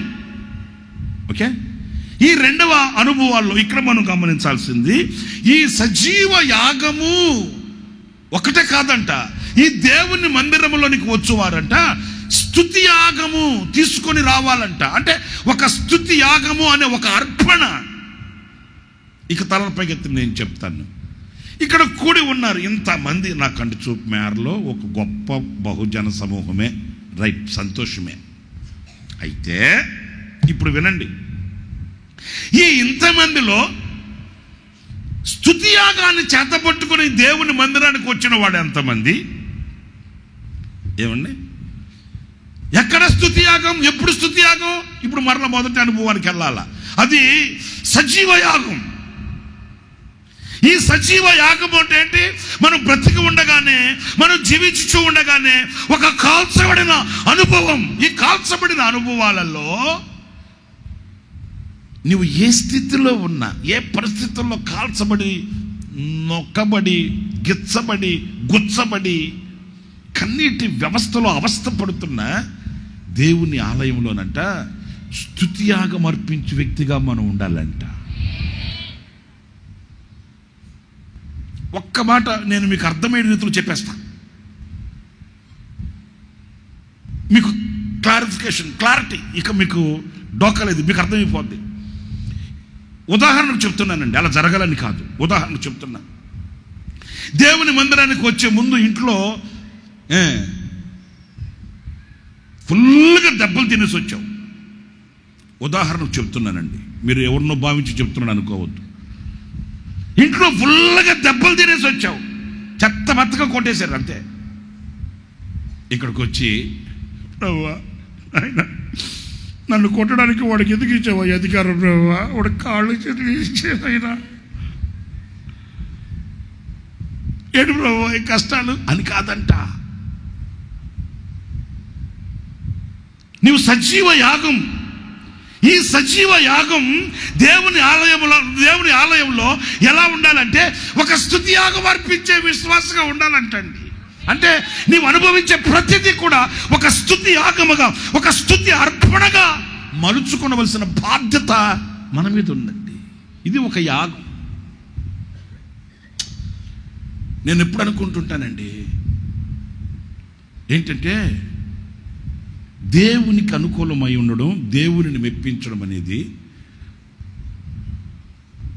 ఒక భర్త, వినండి జాగ్రత్తగా, ఒక భర్త భార్యని సులువుగా మెప్పించవచ్చు, ఒక భర్త పిల్లల్ని సులువుగా మెప్పించవచ్చు, ఒక భార్య భర్తని సులువుగా మెప్పించవచ్చు. ఓకే, పిల్లలు తల్లిదండ్రులని సులువుగా మెప్పించవచ్చు. వీళ్ళందరిని మెప్పించినంత సులువు కాదు దేవునిని మెప్పించడం. కానే కాదండి. మీరు ఈ మాట గుర్తుపెట్టుకోండి. భార్య భర్తని, భర్త భార్యని, తల్లిదండ్రులు పిల్లల్ని, పిల్లల తల్లిదండ్రుల్ని మెప్పించినంత సులువు కాదు దేవునిని మెప్పించడం. ఈ దేవునికి అనుకూలమైన ఒక యాగంగా మనం ఉండాలంటే మనం దేవుని సన్నిధిలో చెల్లించవలసిన ఆ స్తుతి అనే యాగం. మీరు అంటారేమో స్తుతి అనేది ఆనందంగా, సంతోషంగా చప్పట్లు కొట్టుకుంటూ హల్లెలూయా అని అట్లా నాట్యవాడేది కదా స్తుతి. స్తుతి ఆనందంగా, అయ్యా బాబోయ్ స్తుతి ఆనందమే కాదనట్లే. అయితే ఒక యాగం ఎందుకనంటే నీవు అనుభవించిన కన్నీళ్ళకి, నీవు అనుభవించిన క్షోభకి, నీకు కలిగిన కష్టానికి ఈరోజు నువ్వు చేయవలసింది ఒక యాగం అన్నప్పుడు, ఈ యాగం నీ స్తుతి అనే యాగానికి పునాది ఒకవేళ కన్నీళ్ళే కావచ్చు. ఏమా నేను కన్నీళ్లు పొందుతూ, నేను కన్నీళ్లు కారుస్తూ స్తుతి ఎలా చెల్లించాలంటే అదే యాగం. మీకు అర్థమవుతుందా? అదే యాగం. నాయన కొట్టే భర్తనిచ్చావా ప్రభు, నీకు స్తోత్రం అయ్యా. మీకు అర్థం అవడానికి చెప్తున్నానండి. లేకపోతే పరిశుద్ధుడైన పౌలు ముమ్మారు ప్రార్థన చేస్తే ప్రభు అన్నాడంట, నా కృప నీకు, అంటే నీవు ఆ ముళ్ళుతో నలగడం, నా కృప నీ ఎడల ప్రత్యక్షమైంది, అది చాలు. మరి ఏం చేయాలయ్యా? విజయోత్సవములతో మమ్మల్ని ఊరేగించుచున్న దేవునికి స్తోత్రం. ఎలాగ విజయోత్సవాలతో ఊరేగించాడు? ఈ ముళ్ళుతోనే. మీకు అర్థమైందని చెప్పింది. నేను ఇంకా ఇంకొక విశదీకరణంగా ఇంకొక ఉదాహరణ కూడా చెప్తా. ఒకడు ఒక గోతులో పడి ఉన్నాడంట. గోతులో పడి ఉంటే ప్రార్థన చేశాడు, ప్రభువా ఈ గోతులో నుంచి నన్ను లేపు నాయనా అంటే దేవుడు అన్నాడట, గోతులో నుంచి నిన్ను లేపనలే కానీ నీవున్న గోతులకు నేను వస్తాలే అన్నాడంట. ఇప్పుడు ఆ గోతులోనే అతను ఏం చేయాలి? ప్రభుని గొయ్యి మారదు, గోతులోంచి తీసుకురాడు. అది ఒక యాగం. మేలులు జరిగితేనే స్తుతి కాదు, ఉపకారాలు జరిగితేనే స్తుతి కాదు, అద్భుతాలు జరిగితేనే స్తుతి కాదు, ప్రమోషన్ వస్తేనే స్తుతి కాదు, పిల్లలు పుడితేనే స్తుతి కాదు, లేకపోతే నువ్వు మంచి ర్యాంక్ వస్తేనే స్తుతి కాదు. సజీవ యాగంగా స్తుతి యాగాన్ని చేతపట్టాలి. హల్లెలూయా, హల్లెలూయా, హల్లెలూయా. మరి మనం ఈ రోజున దేవుని ఆలయానికి తీసుకుని రావాల్సిన అర్పణ ఏంటి? ఏమండి పాస్టర్ గారండి, 8 వారాల నుంచి వస్తున్నానండి, 12 వారాలు వస్తానని మొక్కుకున్నానండి. ఎందుకమ్మా? 12 వారాలు ఎందుకొని వస్తాను అనుకున్నావు? నాకు ఒక అద్భుతం జరిగితే, నాకు ఒక మేలు జరిగితే, నా ఇంటికి ఒక ఆశీర్వాదం కలిగితే. అంటే విన్నపాలతో దేవుని సన్నిధికి వచ్చేవాళ్ళు ఉన్నారు కానీ, అక్కర్లతో దేవుని సన్నిధికి వచ్చేవాళ్ళు ఉన్నారు కానీ, విజ్ఞాపన చేయడానికి దేవుని మందిరంకి వచ్చేవాళ్ళు ఉన్నారు కానీ, ఒక స్తుతి యాగం. హల్లెలూయా, హల్లెలూయా. నేను సజీవ యాగంగా కాల్చబడుతూ స్తుతి యాగాన్ని చేతపట్టుకుని వచ్చానయ్యా. నేను చాలా మార్లు చెప్తాను, ఇప్పుడు ఉదాహరణ కూడా చెప్తా. ఒక పుష్పం ఉందనుకోండి, ఒక పువ్వు ఉందనుకోండి, ఆ పువ్వుని కాళ్ళ కింద వేసి అలా నలపండి. నలిపితే ఏమవుతుంది? ఏమొస్తుంది? సువాసన కొడుతుంది. ఎందుకు వచ్చింది సువాసన? మరి ఆ పువ్వుగా ఉన్నప్పుడు రాలేదే. మరి అదే ఇప్పుడు పువ్వుగా పట్టుకున్నాం అనుకోండి, ఏముండదు. ఆదివారం చర్చికి రావడం, కానుక వేయడం, ప్రార్థన చేసుకోవడం, కొబ్బరి చేసా మంత్రించుకొని పోవడం అంతే. ఇప్పుడు ఈ పువ్వుకి సువాసన ఉందని తెలియాలంటే, ఇందులో ఇంత పరిమాణం ఉందని తెలియాలంటే, ఈ పుష్పానికి ఇంత శక్తి ఉంది, ఇంత ఆకర్షణ ఉంది, ఇంత రమ్యమైన బ్రతుకుందని తెలియాలంటే ఆ పుష్పం ఏమవ్వాలి?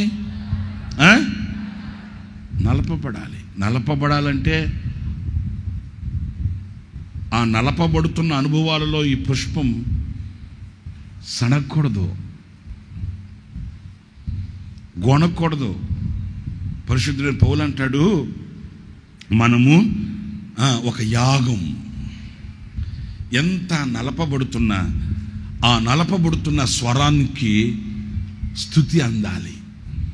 హల్లెలూయా, స్తుతి యాగం. ఇప్పుడు నేను మీకు కొత్తగా చెప్పాల్సిన అవసరం లే.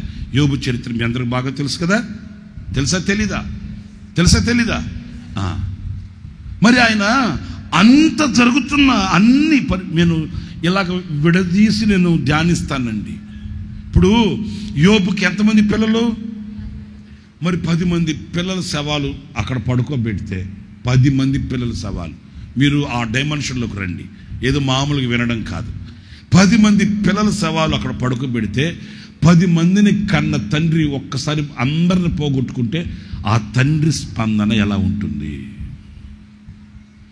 మన ఇంట్లో ముసలాయన పోతే, ఏది 80 ఏళ్ళు 90 ఏళ్ళు ముసలాయన పోతే ఆయన పట్టేదానికి పగ్గాలుండు, పెట్టి పట్టుకునీరు, పెట్టి ముట్టుకొనీరు, మట్లో పెట్టనీరు. ఓ తాతయ్యో ఒక్కసారి మాట్లాడు తాతయ్యో, ఒక్కసారి. ఆ పడుకొని ఉన్న తాతయ్య లేచి ఏంటమ్మా అన్నాడు అనుకో, అక్కడ ఎవడు ఉండడు. ఆయన లెగడనే అంటారు వీళ్ళు కూడా. నా మాట లేచేప్పుడు ఎందుకంటారండి? అవును కదా. ఇప్పుడు ఆయన లెగస్తాడు గబుక్కున అనుకునే పని అంటారా? మీరు అంటారండి? సచిన వాళ్ళని తీసుకెళ్ళి మోసుకొని పోతూ ఆ సమాధుల తోట దగ్గరకు వచ్చిన తర్వాత పాటి దింపి, రేయ్ సమేలా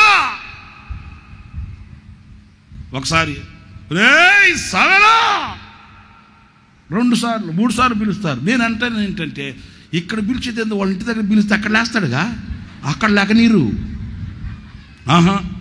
నేను అనేది ఇక్కడ అరిచేది ఏంటి, అక్కడ అరిస్తే ఇంటి దగ్గర లేస్తే మంచిదే కదా. లేకడని ఇళ్ళు కూడా తెలుసు. ఒకవేళ లేచేడే అనుకో, చాలా శాలితీలు లేచిపోతాయి ఆ రోజు.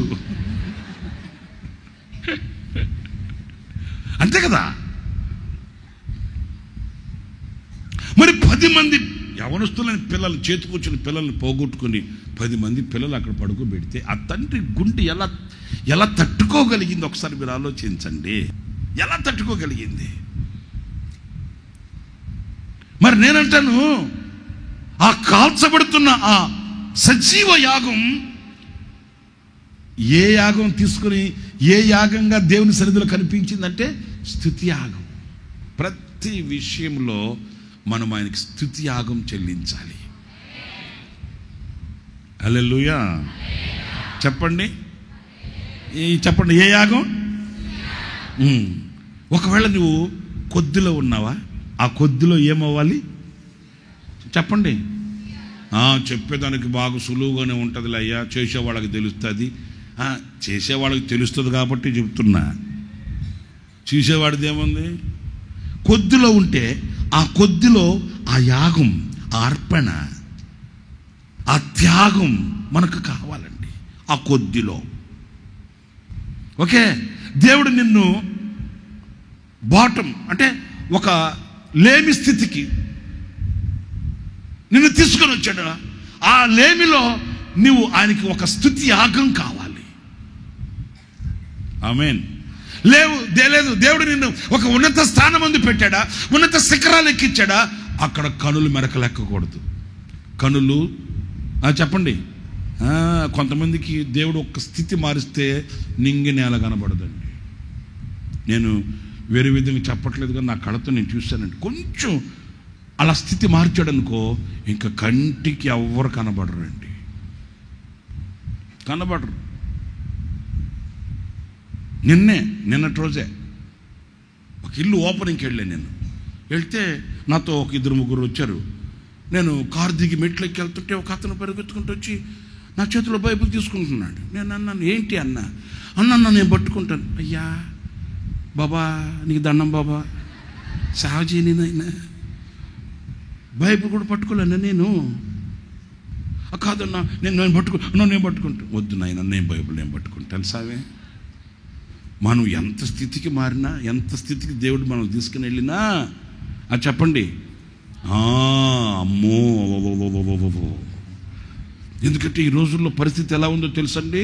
తోకింతేనన్నా ఆ బెత్తుడు తోక ఏం ఊపుడే ఊపుడు. దేవుడు మనల్ని ఉన్నత స్థితికి తీసుకుని వెళ్ళింది. ఎందుకంటే ఆ ఉన్నత స్థితిని బట్టి నీవు స్తుతి యాగం దేవునికి చెల్లించున్నట్లు. అంతేగాని అహంకారంతో విర్రవీగడానికి కాదు.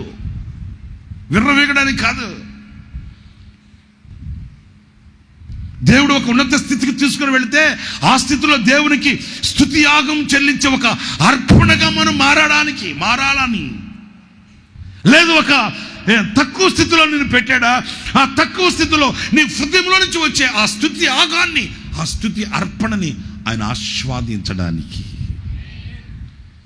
మరి దేవుడు నిన్ను ఏ స్థితిలో ఉంచాడో, ఏ స్థితిలో పెట్టాడో, ఆ స్థితిలో దేవుని సన్నిధికి ఎలా వస్తున్నాము, దేవుని సన్నిధిలో ఎలా ఉన్నాము.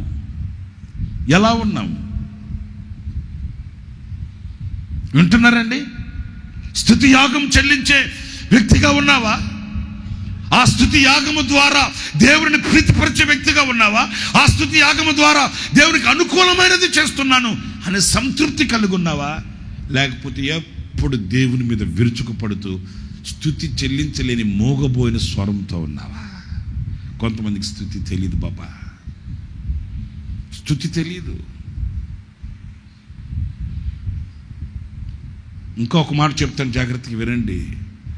ఎప్పుడైనా దేవుడు మనకు చేసిన వాటిని, దేవుడు మనకి ఇచ్చిన వాటిని, దేవుడు మనం ఉంచిన స్థానాన్ని మనం చూసుకుంటే స్తుతించకుండా ఉండలేమండి. అలా కాకుండా మనకిచ్చిన వాటిని కాకుండా ఎదుటి వాళ్ళ మీద ఎప్పుడైతే మన దృష్టి వెళుతుందో అప్పుడే స్తుతికి దూరమై దైవ శక్తిని పొందుకోలేని అభాగ్యులమయ్యేది మనం. దేవుడు నీకు ఎంత ఇచ్చాడు, దేవుడు నీకేమి ఇచ్చాడు, దేవుడు నిన్ను ఏ స్థానం ముందు పెట్టాడు, ఈ రోజున ఈ స్థితిలో ఈ స్థానం ముందు నిన్ను పెట్టడానికి దేవుని యొక్క ఉద్దేశం ఏంటని తెలిస్తే ఆ స్తుతి యాగముగా నీ సేవలో అంటే అర్థం ఏంటి? అంటే ఈ సేవలో నన్ను ఏ మార్గంలో నువ్వు నడిపించినా, నువ్వు ఏ స్థితిలో నన్ను పెట్టినా, ఎవరో లేని నిశీధలో నన్ను నడిపించినా, లేకపోతే ఇదిగో ఈ జనసమూహాల మధ్య నన్ను ఒక సాక్షిగా, పత్రికగా నువ్వు నిలబెట్టినా, ఒక స్తుతియాగముగా ఈ సేవలో పనార్పణం చేస్తానయ్యా నా జీవితాన్ని. గనుక నా ప్రియ సహోదరులారా, ఈ రెండవ అనుభవంలో మనం నేర్చుకోవాల్సింది, సజీవ యాగంగా కాల్చబడుతున్న మనము స్తుతి యాగంతో దేవుని సముఖంలో కనిపించాలి. ఇంకొక మాట కూడా చెప్పనవుద్దా? చెప్తా. మీరు చెప్పొద్దన్నా చెప్తాలేండి, అది ఇబ్బంది ఏం కాదనుకుని. ఫిలిప్పీ పత్రిక 2వ అధ్యాయం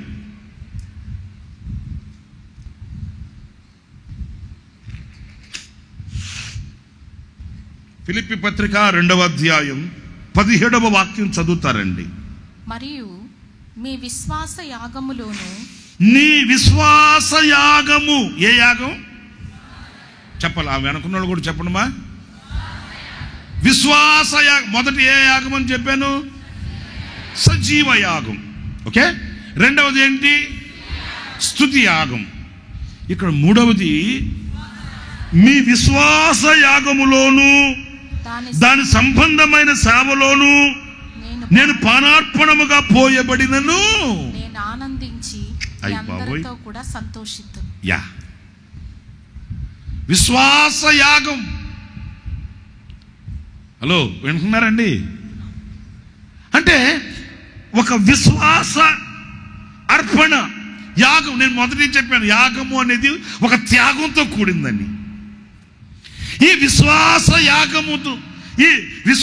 యాగములోను దాని సంబంధమైన సేవలోను నేను పానార్పణముగా పోయబడినను నేను ఆనందించుచున్నాను, సంతోషించుచున్నాను.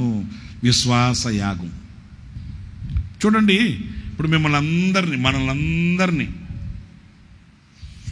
ఏమంటారంటే, మీరు చెప్పండి, ఏమంటారు మనల్ని? బడుగు బలహీన వర్గాలు అంటారా? మరి దళితులు అంటారా? ఏమంటారు మనల్ని విశ్వాసులు అంటారు. ఎందుకు విశ్వాసులు అంటారంటే మనలో విశ్వాసం ఉందని. ఇప్పుడు నేను ఒక మాట మిమ్మల్ని అడుగుతాను, నాకు సమాధానం చెప్పండి. లోకస్తులైన వారికి మనకు ఏంటి వ్యత్యాసము అని అంటే, వాళ్లకు లేని విశ్వాసం మనకుంది, అంతే తేడా. మనకేదో తోక ఉంది, వాళ్ళకు తోక లేదు. మనకు కొమ్ములు ఉన్నాయి, వాళ్ళకు కొమ్ములు లేవు. కాదు. లోక సంబంధమైన వారికి మనకు వ్యత్యాసం ఏంటంటే, మనకు ఒక శుభప్రదమైన నిరీక్షణతో కూడిన విశ్వాసం మనకుంది. దేనినైనా మనం విశ్వసించగలుగుతాం. ఇప్పుడు మీరు నాకు సమాధానం చెప్పండి, మీలో ఎవరైనా పరలోక రాజ్యాన్ని చూసి వచ్చారు ఇక్కడికి? చెప్పరేంటి? పరలోక రాజ్యాన్ని చూసి వచ్చిన వాళ్ళు ఉన్నారా? ఉంటే లేకుంటే కొబ్బరికాయ కొడతాం మీకు. ఎవరన్నా ఉన్నారా? లేరు. పరలోక రాజ్యం చూసి రాలా. అలాగని పరలోక రాజ్యం లేదనే వాళ్ళు ఎవరైనా ఉన్నారు ఇక్కడ? అమ్మ, అలాగన్నా లేకుండా పోల్దండేస్తాం. పరలోక రాజ్యం లేదనే వాళ్ళు ఎవరైనా ఉన్నారా? మరి ఉంటే చూసి వచ్చారా? లేదు. చూసి రాకపోయినా చూసి నమ్మిన వారి కంటే చూడక నమ్మిన వాళ్ళు ధన్యులు. కనుక నిండు హృదయంతో నేను విశ్వసిస్తున్నా. ఈ విశ్వాసం లోకస్తులకు లేదు. సత్యం తర్వాత తక్కుడో బిక్కుడో అంటారు వాళ్ళు. మనం అంటాం సత్యం తర్వాత తక్కుడో బిక్కుడో కాదురా, మరణమనే మలుపు ద్వారా ప్రవేశించేదే దేవుని రాజ్యం. మరణం అంతం కాదండి, మరణం ముగింపు కాదు.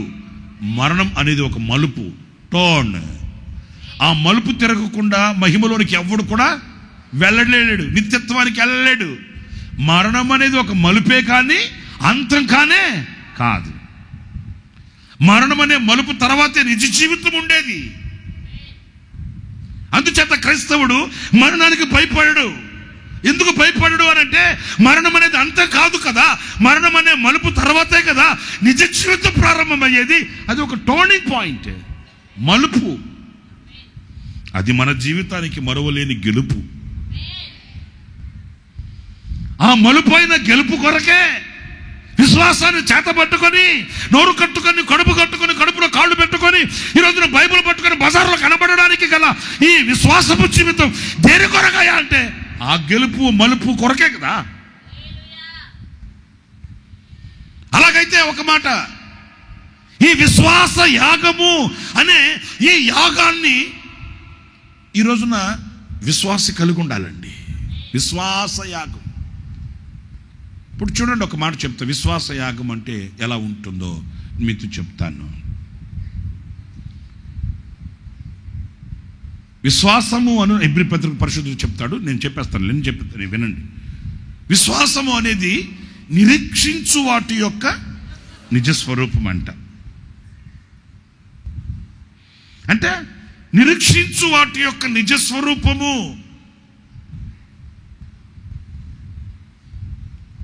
ఈ నిరీక్షించు వాటి యొక్క నిజస్వరూపము విశ్వాసము అన్నప్పుడు, ఈ విశ్వాసాన్ని మనం కలిగి ఉంటేనే ఆ నిజస్వరూపాన్ని చూడగలుగుతామనే కదా దాని అర్థం. ఉదాహరణకు చెప్తానండి. విశ్వాసము అనేది నిరీక్షించు వాటి యొక్క, నాకు ఒక బైక్ కావాలి, ఎగ్జాంపుల్ ఉదాహరణ చెప్తున్నా, నాకు ఒక బైక్ కావాలి. హలో అంటున్నారా లేదా? సరే బైక్ వద్దులే, ఇంకొకటి గుర్తొచ్చింది నాకు, అది చెప్తా. ఎవరో ఒక ఆమెని ఏసన్న గారి దగ్గరికి తీసుకుని వచ్చారంట. నాయనా దీనికి పెళ్ళి 8 సంవత్సరాలు అయ్యింది, పిల్లలు లేరు నాయన, భర్త ఏమో ఇంకొక పెళ్లి చేసుకుంటానని చెప్పి గొడవ చేస్తున్నాడు, దీని కుటుంబం దీని కొంప కొల్లేరేటట్టుంది, ప్రార్థన చేయను ఆయన అని తీసుకొచ్చారంటే ఒక యవనస్తురాలిని. సరే అప్పుడు అన్న ప్రార్థన చేద్దామని, మై దగ్గర ప్రార్థన చేస్తారా అని ఓ మాట అడిగాడట. మీరు కూడా విన్నారో లేదో అన్న చెప్తుంటే నాకు తెలీదు, ఇనుంటారు కానీ గుర్తుండదు. మీకు చాలా బిజీ కదా మీరు, నాకు ఆ బిజీ లేవు కాబట్టి గుర్తుంది నాకు. ఒకవేళ వినుంటే మంచిదే, గుర్తుంటే ఇంకా మంచిదే. అప్పుడు అన్న దగ్గరకు రమ్మా, ప్రార్థన చేస్తారా అన్న దగ్గరికి పిలిచి, ఎందుకో మరి ప్రార్థన చేస్తాను కానీ ఆడపిల్ల కావాలా మగపిల్లడు కావాలా అని అడిగాడంట. అప్పుడు ఆ సహోదరి ఏదో చిరునవ్వు నవ్వుతూ, ఎవరో ఒకరండి, దేవుడు ఇస్తే చాలండి. కాదమ్మా, ఆడపిల్ల కావాలంటే చెప్పు, మగపిల్లడు కావాలంటే చెప్పు, ప్రార్థన చేస్తా. మరలా రెండోసారి అనిందంట, ఎవరో ఒకరండి. మై నీకే చెప్పేది, ఆడపిల్ల కావాలా మగపిల్ల, ఎవరో ఒకరండి అంటే అన్న కోపం వచ్చి, ఎవరో ఒకరు అంటే ఆడపిల్ల అయితే ఆడపిల్ల అని చెప్పు, మగపిల్లడితో మగపిల్లడు చెప్పు, ఎవరో ఒకరంటే అటు ఇటుగా హనుడు పుడితే ఏం చేస్తావు అన్నాడంట. అయ్యా వద్దులే నాకు మగపిల్లడే కావాలి. ఎందుకు అడిగాడంటే ఆ మాట నవ్వించడానికి, కవ్వించడానికి, మెప్పించడానికి, మభ్య పెట్టడానికి కాదు. నీవు విశ్వాసం అనేది నీవు దేనినైతే నిరీక్షించుచున్నావో దాని రూపం చాలా డెప్త్ వేడండి, చాలా దాన్ని ఏం చెప్పాలంటే గూఢమైన భావంతో కూడింది ఆ మాట. నువ్వు మీరు దేనినైతే నీవు నిరీక్షించుచున్నావో దాని రూపం ఏంటది? విశ్వాసం. నువ్వు మగపిల్లోడిని నిరీక్షిస్తున్నావా, దాని రూపం ఏంటి? విశ్వాసం. ఇప్పుడు ఈ రూపం అనే విశ్వాసం లేకుండా ఆ మగబిడ్డను నువ్వు పొందుకోగలవా? ఆ రూపాన్ని నువ్వు చూడగలవా? ఇప్పుడు నేను సబ్జెక్టులోకి వస్తాను, వినండి జాగ్రత్తగా. మనమంతా దేవుని రాజ్యం కొరకు సిద్ధపడుతున్నాం, దేవుని రాజ్యం కొరకు వెళుతున్నాం. ఆ దేవుని రాజ్యాన్ని నిరీక్షిస్తున్నప్పుడు ఆ దేవుని రాజ్యం యొక్క రూపం ఏంటి? విశ్వాసం. ఈ దేవుని రాజ్యం యొక్క రూపం నీవు నిరీక్షించుచున్న దాని యొక్క నిజ స్వరూపం విశ్వాసం అన్నప్పుడు, ఈ విశ్వాస యాగం అనేది లేకుండా దేనిని మనం పొందుకోలేమండి. స్తోత్రం కలుగు కాక. చెప్పండి గట్టిగా హల్లెలూయా, హల్లెలూయా. అయితే ఈ విశ్వాస యాగంలో ఈ విశ్వాస అర్పణ అనే ఒక యాగంలో ఈ నిరీక్షించు వాటిని మనం జాగ్రత్తగా నన్ను చూడాలి, నేను చెప్పే మాట వినాలి. ఆ నిరీక్షించు వాటిని ఈ విశ్వాసము అనే యాగము ద్వారానే పొందుకుంటామన్నప్పుడు ఆ మార్గం కాస్త జటిలమై ఉంటుందండి. విశ్వాసపు మార్గం వింటున్నారా? ఈ విశ్వాసపు మార్గం ఎంత అంటే మీకు అర్థమవడానికి ఒక ఎగ్జాంపుల్ చెప్తా. అది ఇంచుమించు 93, 94, 95, 93, 94 సంవత్సరాల్లో మేము ఇందుకూరుపేట అనే ఒక ఊరికి మీటింగ్కి వెళ్ళాం మా పాస్టర్ గారితో కూడా. మీకు అర్థమవడం అంటే విశ్వాసపు యాత్ర, విశ్వాసపు మార్గం ఎంత జటిలమైంది అనేది మీకు క్లారిటీ కొరకు చెప్తున్నా. ఇందుకూరుపేట అనే ఒక ఊరికి మీటింగ్కి వెళ్ళాము. ఒక చిన్న స్కూల్ గ్రౌండ్లో పెట్టారు మా పాస్టర్ గారు మీటింగ్. సరే మీటింగ్ అయిపోయిన తర్వాత మా పాస్టర్ గారికి రాజదూత్ బండి ఒకటి ఉంటే వేసుకెళ్ళిపోయాడు. మన నెల్లూరు ఆనంద్ పాస్టర్ గారండి. ఆయన వెళ్ళిపోతూ మేము చిన్నపిల్లలం అప్పుడు కొంచెం, మేము ఒక 6-7 మంది ఉన్నాం. మమ్మల్ని ఒక పాస్టర్ గారికి అప్పగించి, తమ్ముడు అందరు కలిసి మీరు ఏదన్నా వెహికల్ ఏదన్నా వస్తే కనుక చిన్న బాక్సులు, ఈ మానిటర్ బాక్సులు ఉన్నాయే అలాంటివి ఒక 4 బాక్సులు, ఇకపోతే హార్న్లు ఉంటాయి కదా, ఆ హార్న్లు మాకున్నాయి, యాంప్లిఫైర్, తబలా, కీబోర్డ్ చిన్నవి, జాగ్రత్తగా వచ్చేసేయండి. ఏదైనా వెహికల్ వస్తే కనుక దాంట్లో ఎక్కి వచ్చేయండి అంటే లారీలు గిరీలు వెళ్తూ ఉంటాయండి అని ఏదో ఆయన చేతికి, ఆ పాస్టర్ గారి చేతికి కొంచెం డబ్బులు ఇచ్చి మా పాస్టర్ గారు వెళ్ళిపోయాడు. వస్తూ ఉంటాయి అక్కడి నుంచి వెహికల్స్ వస్తూ ఉంటాయి, ట్రాక్టర్లు, లారీలు అవి పోతూ ఉంటాయి, దాంట్లో వేసుకుని వెళ్ళడమే మామూలే. అప్పుడు మాకు వెహికల్స్ ఇవన్నీ పెద్ద వసతులు ఏమి లేవు. మా పాస్టర్ గారికి ఉండే అలవాటు ఏంటంటే మీటింగ్ అయిపోయిన తర్వాత, మనకు అప్పుడు అంత సదుపాయాలు లేవు, అంత ఇది లేదు కనుక మీటింగ్ అయిపోయిన తర్వాత పాస్టర్ అమ్మ గారిని ఎక్కించుకొని ఆయన వెళ్ళిపోతాడు. మాకు రిక్షా ఒకటి ఉండేది, ఆ రిక్షా దొక్కుకొని సామాన్ వేసుకొని మేము మందిరం దగ్గరికి వెళ్ళేవాళ్ళమే. దగ్గర అయితే మేము వెళ్ళేసరికి మా పాస్టర్ అమ్మ గారు ఏం చేసేవాళ్ళంటే, తల్లి ఆమె ముందెళ్ళిపోయారు కదా, వేడివేడిగా అంత అన్నం వండి పప్పుచారు కానీ, మాకు ఆ నెల్లూరు వైపు పచ్చి పులుసు అని ఉంటుందండి, మీకు ఇక్కడ ఉంటుందో మీకు ఎడదెలుతుందండి బాబా. మీకు ఆ రాత్రి పూట మేము రిక్షా దొక్కుని సామాన్ వేసుకుని రిక్షా దొక్కుని వెళ్ళేసరికి పాపం వేడివేడిగా అంత అన్నం వండి పచ్చి పులుసు లేకపోతే పప్పుచారు కాసి రెడీగా ఆ గుమ్మంలో పెట్టుకుని కూర్చోని ఉండేది. మేము వెళ్ళి రిక్షా దొక్కుని చెమటల కారంగా అక్కడికి వెళ్తే ఇక మా పాస్టర్ గారు కూడా కూర్చొని ఉండేవాడు. ఇంక మమ్మల్ని కూర్చోబెట్టుకుని ఆయనతో కూడా కూర్చొని తినాలి, ఆయనతో కూడా కూర్చొని తినాలి. మేము అట్లా పెరిగామండి. మేము సేవలో మేము అలాగా ఏదో దూరంగా భయంగా మేము ఎప్పుడు పెరగల. ఒక తల్లిదండ్రుల దగ్గర పెరిగినట్లుగా పెరిగాం మేము. ఆ తల్లిదండ్రుల ప్రేమ మమకారాలు ఇప్పుడు కాదు కదా, తుది శ్వాస విడిచేంత వరకు మర్చిపోలేము.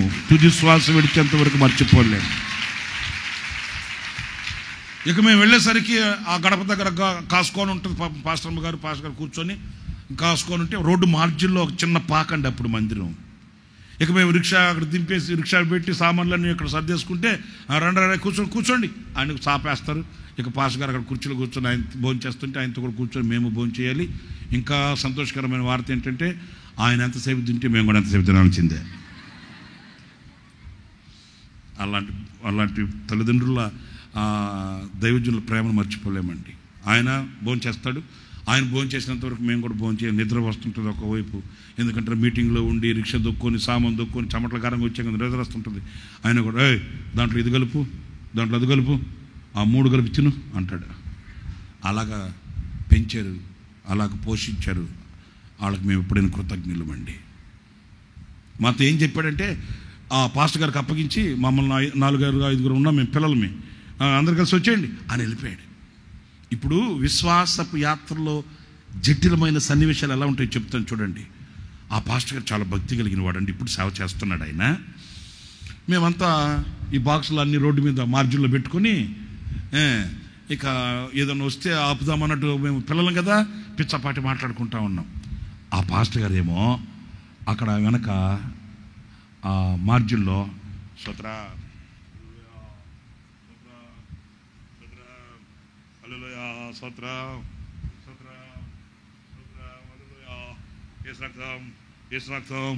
అని తిరుగుతూ ఉన్నాడు ఇట్లా వెనకాల చేతులు పట్టుకొని. ఒక 4-5 నిమిషాల తర్వాత వచ్చి అతను, నాకు ఇప్పటికీ ఆశ్చర్యంగా ఉంటుందండి, తమ్ముడు అన్నాడు. అన్నా ఏంటన్నా అంటే ఎలాగ చెప్పాడండి, తమ్ముడు ఇప్పుడు మనకు ఒక green colour మెటడోర్ van van, మెటడోర్ van వస్తుంది గ్రీన్ కలరు. అవునండి, అప్పట్లో మెటడోర్ వ్యాన్, ఈ పేపర్ వాళ్ళు మెటడోర్ వ్యాన్స్ బాగా వాడేవాళ్ళు, ఇప్పుడు లేవులేండి. అప్పుడు బాగా మెటడోర్ వ్యాన్ పొడవుగా ఉంటుంది, పేపర్ వాళ్ళు న్యూస్ వాళ్ళు బాగా వాడేవాళ్ళు దాన్ని. అతను సడన్గా వచ్చి 5 నిమిషాలకి ముందు, 6 నిమిషాల తర్వాత, తమ్ముడు ఇప్పుడు ఒక మెటడోర్ వ్యాన్ వస్తుంది గ్రీన్ కలరు, మనల్ని చూడగానే ఆగుతుంది, మనల్ని మందిరం దాకా తీసుకెళ్ళి వదిలిపెట్టేస్తుంది అన్నాడు. మీరన్నా సపోర్ట్లు కొట్టారు, మేమైతే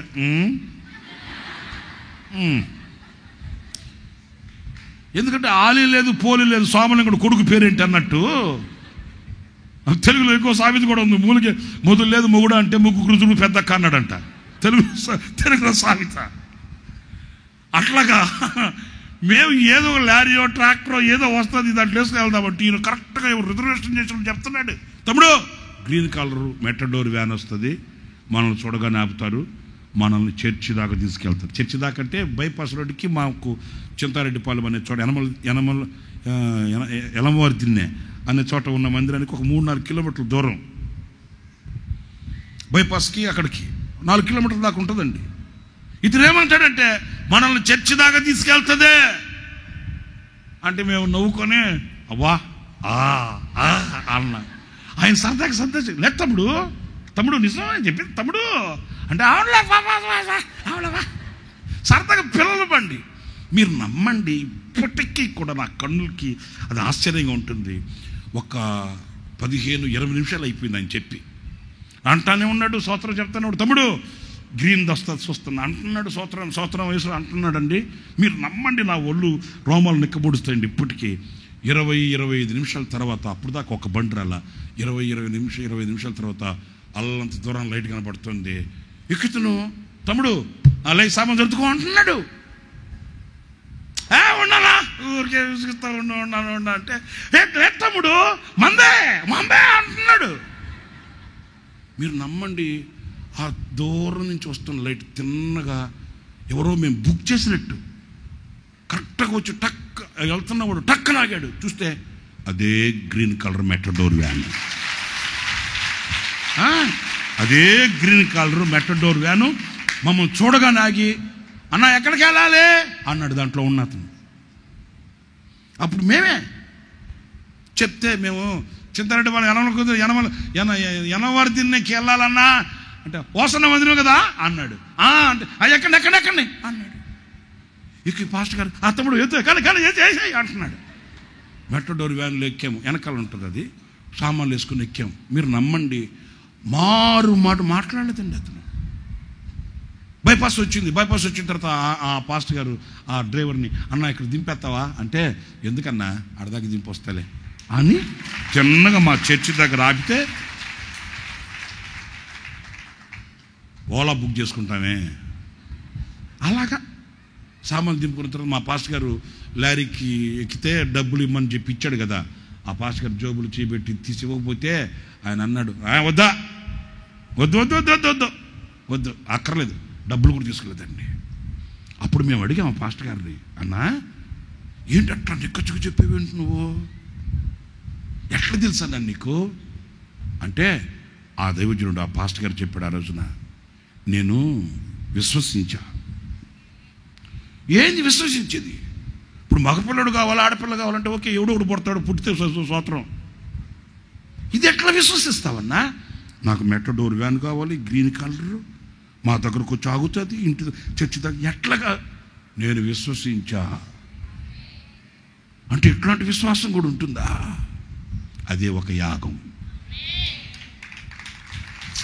ఒక యాగం అండి అది. నీవు నిరీక్షించు వాటి యొక్క నిజ స్వరూపం.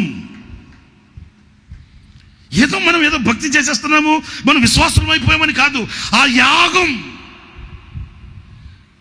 నేను అంటాను, అతను చెప్పిన తర్వాత అతనికి టెన్షన్ లేకుండా ఉంటుందా? మీరు చెప్పండి. ఉంటుందండి.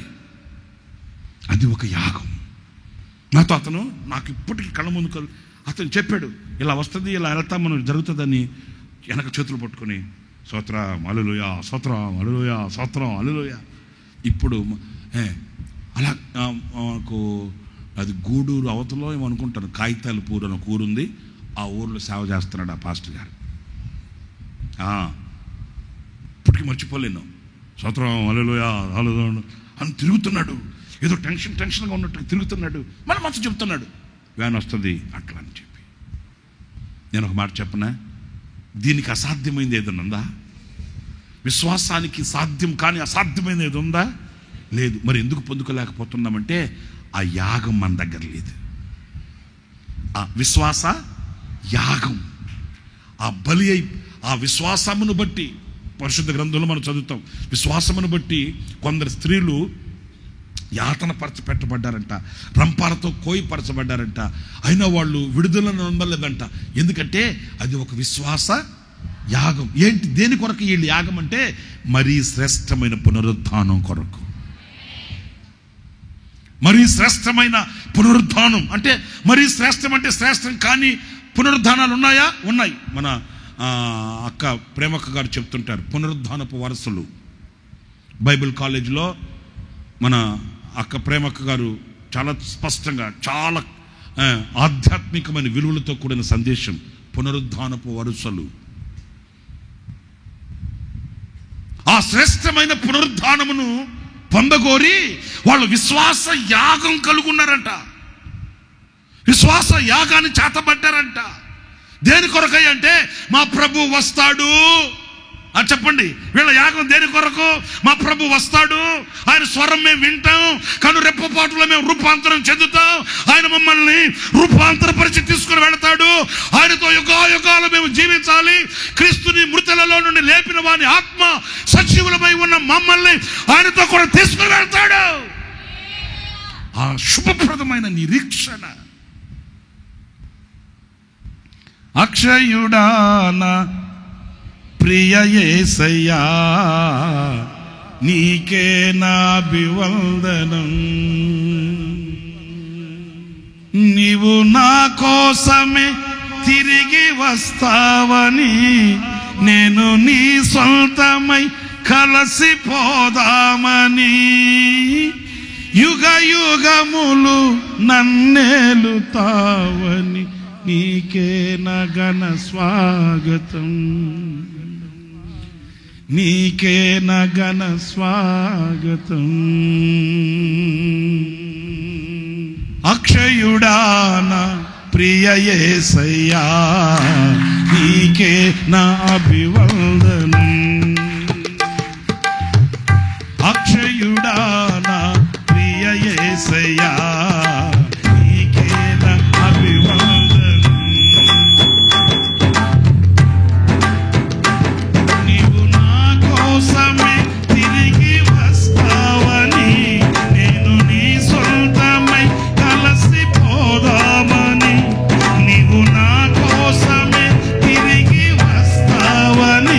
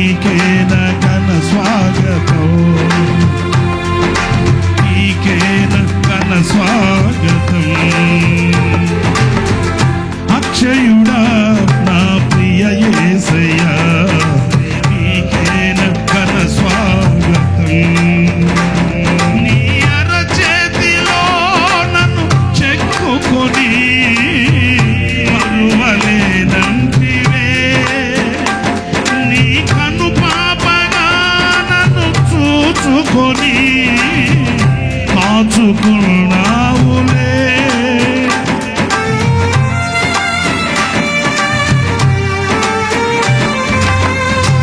నీ అరచేతిలో నన్ను చెక్కుకొని మరువలేనంటివే. నీ కను పాపగా నన్ను చూచుకొని కాచుకున్నావులే. నన్ను రక్షించిన, ప్రాణమర్పించిన, నన్ను స్నేహించిన, నన్ను ముద్రించిన నా ప్రియుడా, పానార్పణముగా నా జీవితమును అర్పించుకున్నానయ్యా. పానార్పణముగా నా జీవితమును అర్పించుకున్నానయ్యా. అక్షయుడా నా ప్రియ యేసయ్యా, నీకేన అభివందనం. అక్షయుడా, అక్షయుడా, అక్షయుడా, అక్షయుడా, అక్షయుడా, రక్షకుడా, ఆశ్రయుడా, ప్రాణేశ్వర. అక్షయుడా నా ప్రియ యేసయ్యా, నీకేన అభివందనం. నీవు స్థాపించిన ఏ రాజ్యమైనా కొదువలేకుండునే. బహు విస్తారమైన నీ కృపయే మేలుతో నింపునే.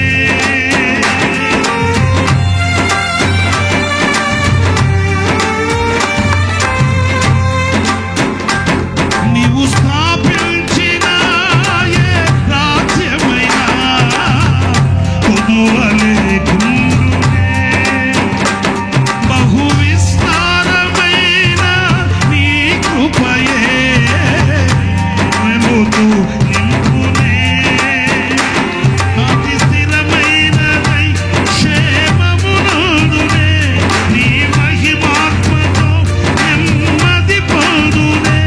అతి స్థిరమైనదై క్షేమమునందునే, నీ మహిమాత్మతో నెమ్మది పొందునే. నా ప్రియుడా, ఆజాలనేలే శకపురుషుడా, నీకు సాధువరు. ఆజాలనేలే శకపురుషుడా, నీకు సాధువరు. చేతులు పైకెత్తి గట్టిగా. అక్షయుడా నా ప్రియ యేసయ్యా, నీకేన అభివందనం. అక్షయుడా,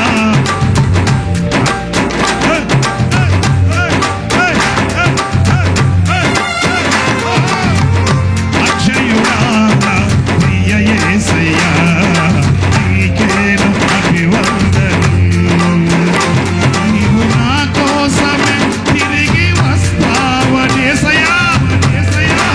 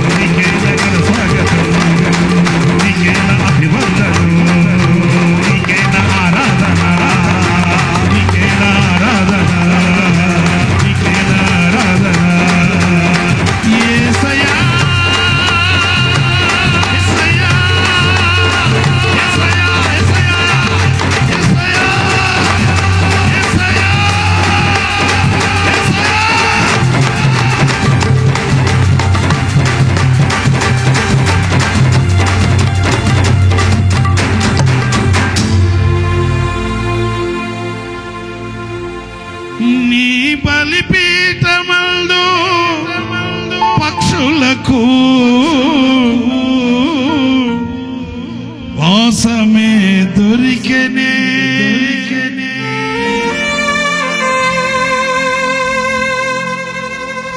అవి అపురూపమైన నీ దర్శనం కలిగి జీవించునే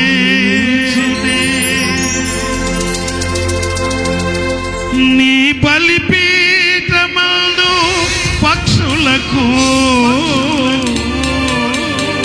వాసమే దొరికెనే అవి అపురూపమై నీ దర్శనం కలిగి జీవించునే నీవు వస్తావని నాతో ఉంటావని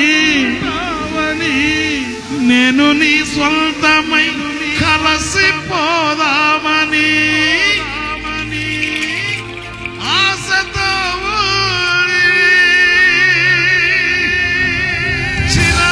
చిరకాలాశను నెరవేర్చుతావని మదిలో చిరుకోరిక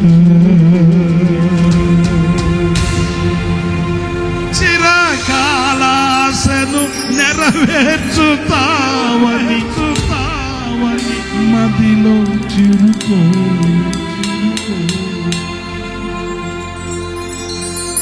మదిలో చిరుకోరిక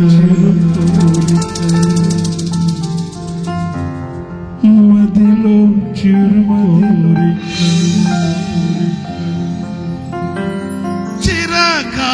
చిరకాలాశను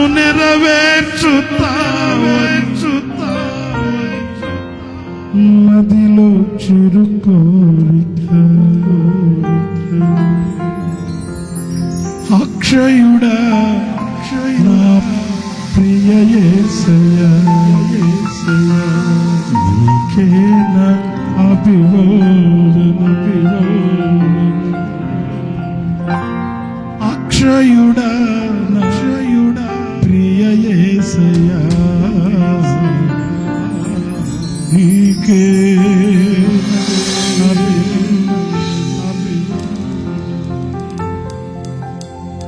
నీవు నా కోసమే నీవు నా కోసమే తిరిగి వస్తావని నేను నీ సొంతమై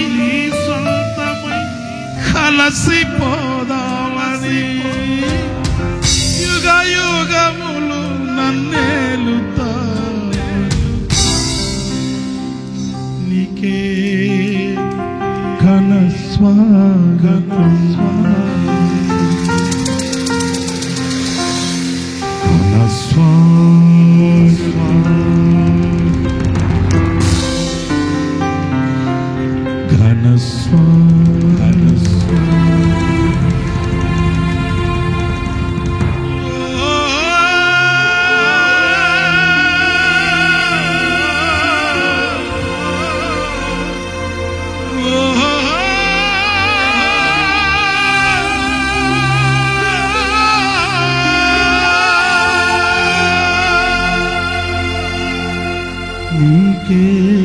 నీకే ఘన స్వాగతం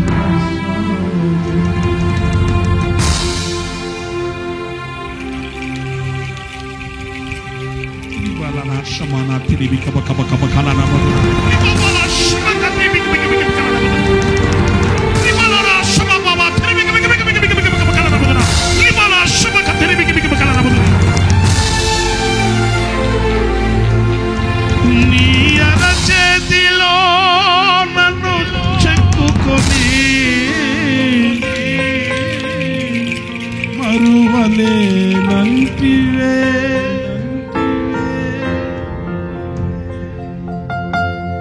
నీ కను పాపగా నన్ను చూచుకొని కాచుకున్నావులే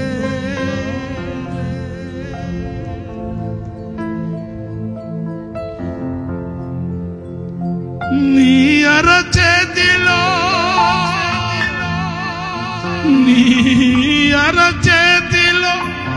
నన్ను చెక్కుకొని కాచుకున్నావులే.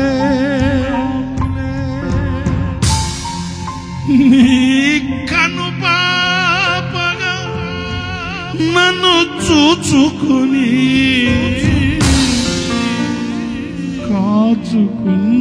కాచుకున్నావయ్యా. నన్ను రక్షించిన, ప్రాణమర్పించిన, నన్ను స్నేహించిన, నన్ను ముద్రించిన నా ప్రియుడా యేసయ్యా, పానార్పణముగా నా జీవితం అర్పించుకున్నా.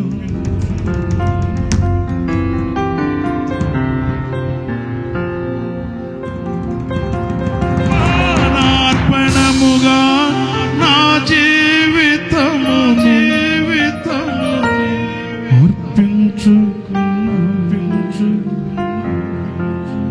నీ కోసమే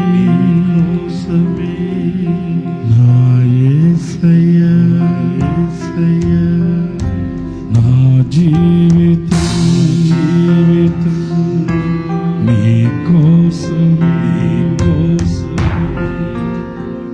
నీ కోసమే.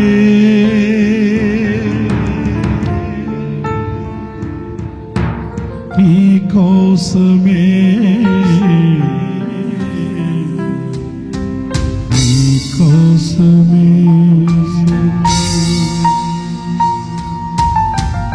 నీ కోసమే,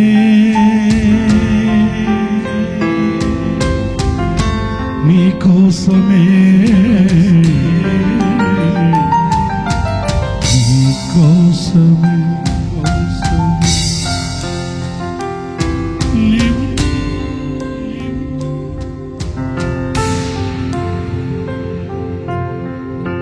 అక్షయుడా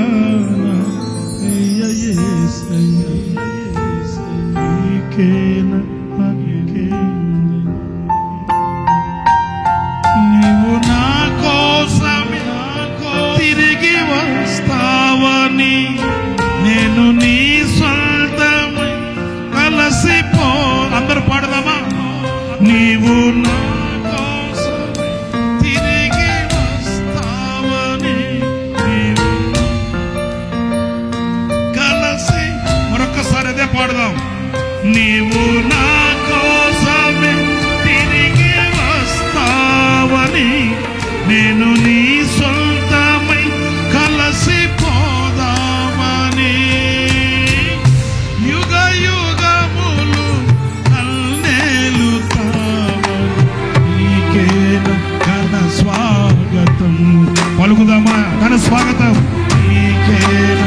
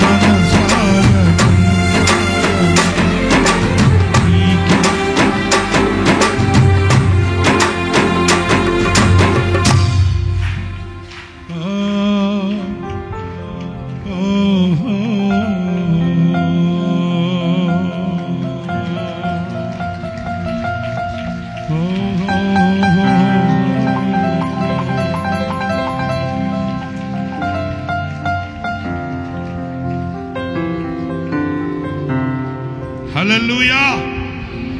చెప్దామండి హల్లెలూయా గట్టిగా.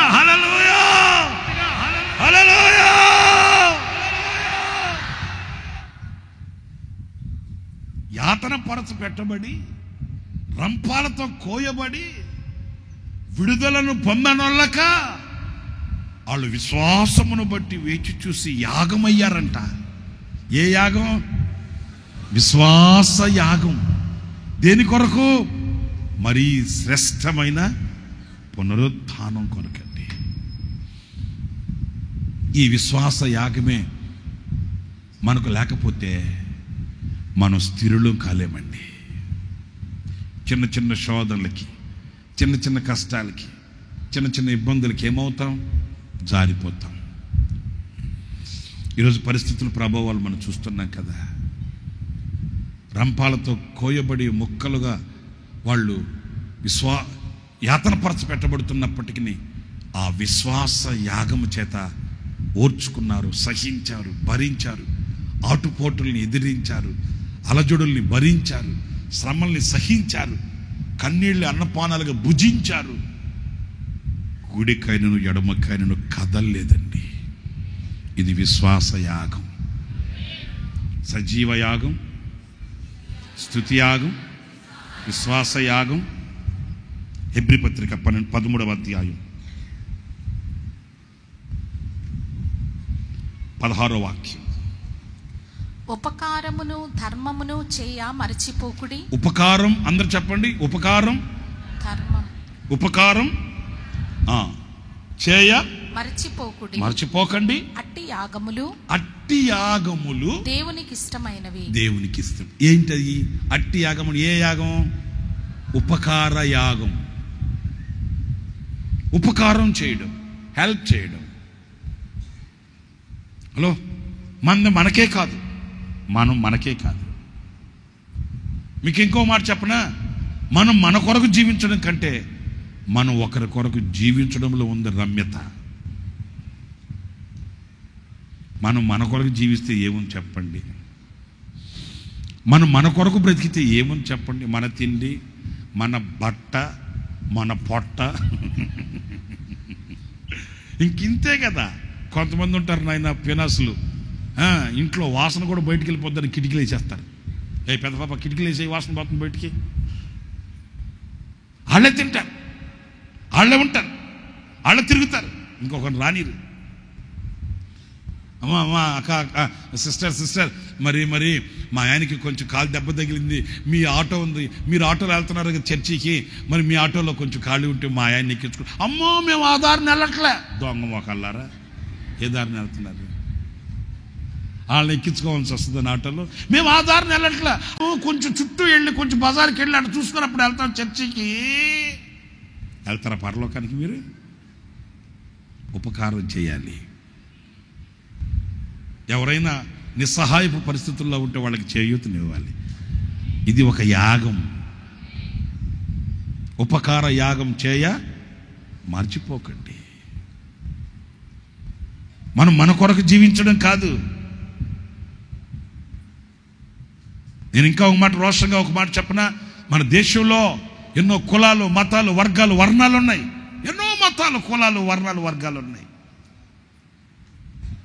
కానీ ఎదుటి మనిషి కొరకు, సమాజం కొరకు, నేను పుట్టిన భారతదేశం కొరకు, నేను పుట్టిన గడ్డ కొరకు కడుపు కట్టుకొని, నోరు కుట్టుకొని, కడుపులో కాళ్ళు పెట్టుకొని, కన్నీళ్లు కార్చి, నడుము బిగించి ఈ రోజున పనార్పణముగా జీవితాన్ని అర్పణగా పెట్టుకొని ప్రయాసపడేది ఒక క్రైస్తవుడేనండి. నశించిపోయే ఆత్మల కొరకు, నిత్య నరకాగ్నికి దిగజారిపోయే ప్రజల కొరకు, అపము శుభము ఎరుగని ప్రజల కొరకు కడుపు కట్టుకొని కన్నీళ్లు కార్చేది ఒక క్రైస్తవుడే. మీరు చూడండి ప్రపంచంలో, మీరు చూడండి మన దేశంలో, మన ప్రాంతాల్లో చూడండి, ఎన్నో కులాలు, వర్ణాలు, వర్గాలు ఎంతోమంది ఉన్నారు. మనమేమున్నాం ఏంటి? అందరూ ఉన్నాం, కలిసికట్టుగా సంతోషంగా జీవిస్తున్నాం. కానీ నశించిపోయే ప్రజల మీద ఆవేదన ఒక క్రైస్తవుని గుండెల్లో కట్టొచ్చినట్లుగా కనబడుతుంది. ఎందుకంటే ఇది ఒక యాగం. ఇది ఒక క్రైస్తవుడు కొరకు బ్రతకడు. క్రైస్తవుడు దేశం కొరకు బ్రతుకుతాడు. క్రైస్తవుడు ప్రజల కొరకు బ్రతుకుతాడు. క్రైస్తవుడు ప్రపంచం కొరకు బ్రతుకుతాడు. క్రైస్తవుడు ప్రతిష్ఠింపబడి బ్రతుకుతాడు. ఇది ఒక యాగం. ఉపకారం చేయండి. గుప్పిలు విప్పండి. ఇది మా కొరకు కాదు, ఇబ్బందులలో ఉన్న ప్రజల కొరకు, కుంటుబడి ఉన్న ప్రజల కొరకు, నిస్సహాయపు పరిస్థితుల్లో ఉన్న ప్రజల కొరకు. దేవుడు నీకు ఇచ్చిన సామర్థ్యత కొలది, దేవుడు నీకు ఇచ్చిన స్థితి కొలది, దేవుడు నిన్ను ఉంచిన ఉన్నత స్థానాన్ని ఆలోచించి నువ్వు చేయగలిగినది చేయబట్టుకు వంచన లేకుండా నువ్వు ఆ ఉపకారాన్ని చేయాలి. ఎప్పుడైతే నువ్వు ఆ ఉపకారాన్ని చేయగలుగుతావో ఆ యాగం కలిగిన వ్యక్తివని బైబిల్ పరిశుద్ధ గ్రంథ వాక్యం నిర్ధారిస్తుంది. ఎందరో ఒక పూట తింటే రెండో పూటకు లేని ప్రజలు ఉన్నారు. ఎందరో సరైన బట్ట లేని పరిస్థితుల్లో చింపిన బట్టలు, చినిగిన బట్టలు వేసుకుని చింపిన జుట్టు వేసుకుని తిరిగే ప్రజలు ఉన్నారు. ఎందరో పిల్లలకి సరైన సదుపాయాలు కలిగించుకోలేని పరిస్థితుల్లో ఉన్నారు. తల్లిదండ్రులు లేని అనాథులు ఎంతమందో ఉన్నారు. పిల్లలు లేక వృద్ధాప్యంలో అల్లాడిపోతూ తల్లడిల్లిపోతూ గుండె గుప్పిట్లో పెట్టుకుని గంజి తాగుతున్న ప్రజలు ఉన్నారు. నీది నీకే కాదు, నీవు ఎదుటి వాని కొరకు జీవించాలి. ఈరోజు దేశంలో, రాష్ట్రంలో, ప్రపంచంలో కూడా క్రైస్తవుడు ఎందుకు దూసుకుని వెళ్ళగలుగుతున్నాడంటే ఇది ఒక యాగం, మనం చేయగలిగింది. ఇప్పుడు యేసన్న గారు ఉన్నారు, ఆయనే అనుకుంటే మనం అంతా చేరేవాళ్ళమా? ఇక్కడ మేమంతా యాజక సమూహంగా, ఇక్కడ సేవక సమూహంగా ఉండేవాళ్ళమా? కాదు. ఆయన ఎప్పుడు ఆయన కొరకు జీవించలేదు. మన పితరులు చూడండి, ఎవరు వాళ్ళ కొరకు జీవించలేదు. వాళ్ళ స్వార్థాన్ని వాళ్ళు ఎప్పుడు చూసుకోలేదు. వాళ్ళ ఉన్నత స్థానాల కొరకు వాళ్ళు ప్రాకులాడలేదు. సమాజం కొరకై, ప్రపంచం కొరకై, దేశం కొరకై, రాష్ట్రం కొరకై, గ్రామాల కొరకై వాళ్ళ జీవితాన్ని పణంగా పెట్టారు. ఈ రోజున వెలిగింపబడిన జీవితాలను చూడగలుగుతున్నాం. ఆ వెలిగించిన దీపమే లేకపోతే ఈరోజు ఇన్ని దీపాలు వెలిగేవి కాదండి. క్రైస్తవ సమాజానికి ఇది ఒక ఆయుధంగా మారాలి. నేనేం చేయగలను? నా సామర్థ్యత ఎంత? నా శక్తి ఎంతవరకు? నేను ఏం చేయాలి, ఏం చేయగలను, ఏం చేస్తున్నాను అనే విశ్లేషణ. మనమేం పేపర్లో వేయించుకోవాల్సిన అవసరం లేదు, మనమేం బోర్డులు కట్టుకోవాల్సిన అవసరం లేదు, మనమేం స్కూల్స్ పెట్టాల్సిన లేకపోతే హోములు పెట్టాల్సిన అవసరం లేదు. నీ మట్టుకు నీకు తగింది, నువ్వు తినగా మిగిలింది, నువ్వు కడుపు కట్టుకోవాల్సిన అవసరం లేదు. నువ్వు తినగా మిగిలింది. పేద ప్రజల కొరకు గుప్పిలు విప్పండి, పోషించండి, ప్రార్థించండి. ఈ ఉపకార యాగంలో మీరు పాల్గొందండి. కనికరం చూపించండి. మీరు కనికరం చూపిస్తే మీరు కనికరింపబడతారని వాక్యం చెప్తుంది. నా ప్రియమైన సహోదరులారా, ఒక్క మాట నేను చివరిలో చెప్తున్నాను. మండుటి ఎండలో ఆకాశానికి భూమికి మధ్య వేలాడుతూ ఏ యెరూషలేము పురవీధులలో అద్భుతాలు చేస్తూ నడిచాడో, ఏ యెరూషలేము పురవీధులలో పాపిని రక్షించి క్షమభిక్షను పెట్టాడో, గుడ్డి వాళ్ళకి కనులిచ్చి కాళ్ళు లేని వాళ్ళకి కాళ్ళు ఇచ్చి మేలు చేస్తూ తిరిగాడు, అదే యెరూషలేము పురవీధులలో ఆయన భారభరితమైన సిలువను మోసుకుంటూ వెళ్ళాడు. రక్తపు ముద్దగా మారిపోయాడు. భూమికి ఆకాశానికి మధ్య వేలాడుతూ ఆ తుది శ్వాస విడుస్తూ కూడా ఆయన పంచాడే కానీ పుచ్చుకోలేదండి.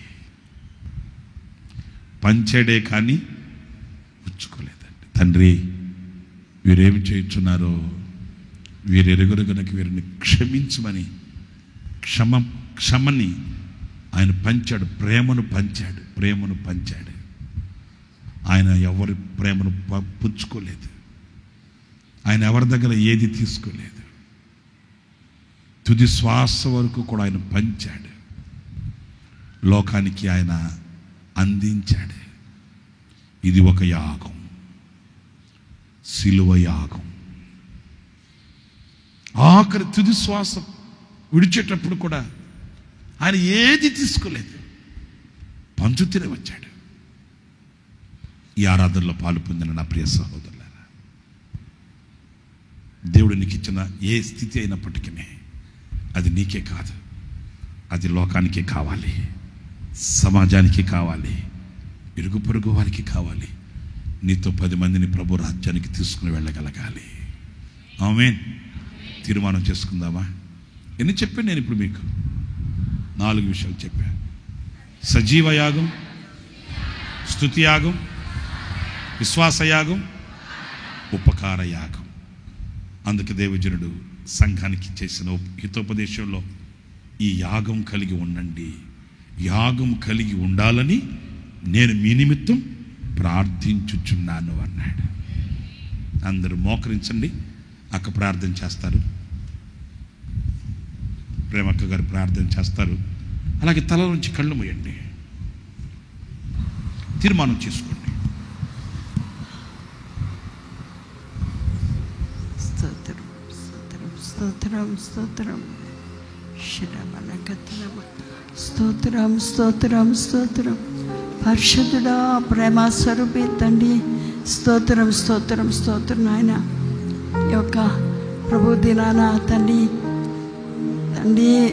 మీ దాసుల్ని బట్టి తండ్రి సంఘానికి అవసరమైన వర్తమానాన్ని బోధించినందుకే స్తోత్రం స్తోత్రం స్తోత్రం.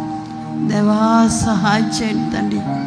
అయ్యా, మమ్మల్ని ఉన్నతమైన పిలుపుతో పిలిచారు తండ్రి. యేసయ్యా, స్తోత్రం స్తోత్రం స్తోత్రం. శరబల కతరబల శరడెలక సతతతరబల శ్రీకరబల సతతతరబల శరబలక స్తోత్రం స్తోత్రం. విశ్వాస యాగంలోను తండ్రి, స్తుతి యాగంలోను తండ్రి మేము వినిన తండ్రి 4 సంబంధమైన ఆత్మ సంబంధమైన యాగంగా మేము మార్చబడి తండ్రి, స్తుతి యాగంగా, ఉపకార యాగంగా తండ్రి మమ్మల్ని ఒక్కొక్కరిని తీర్చిదిద్దండి తండ్రి. స్తోత్ర స్తోత్ర స్తోత్ర.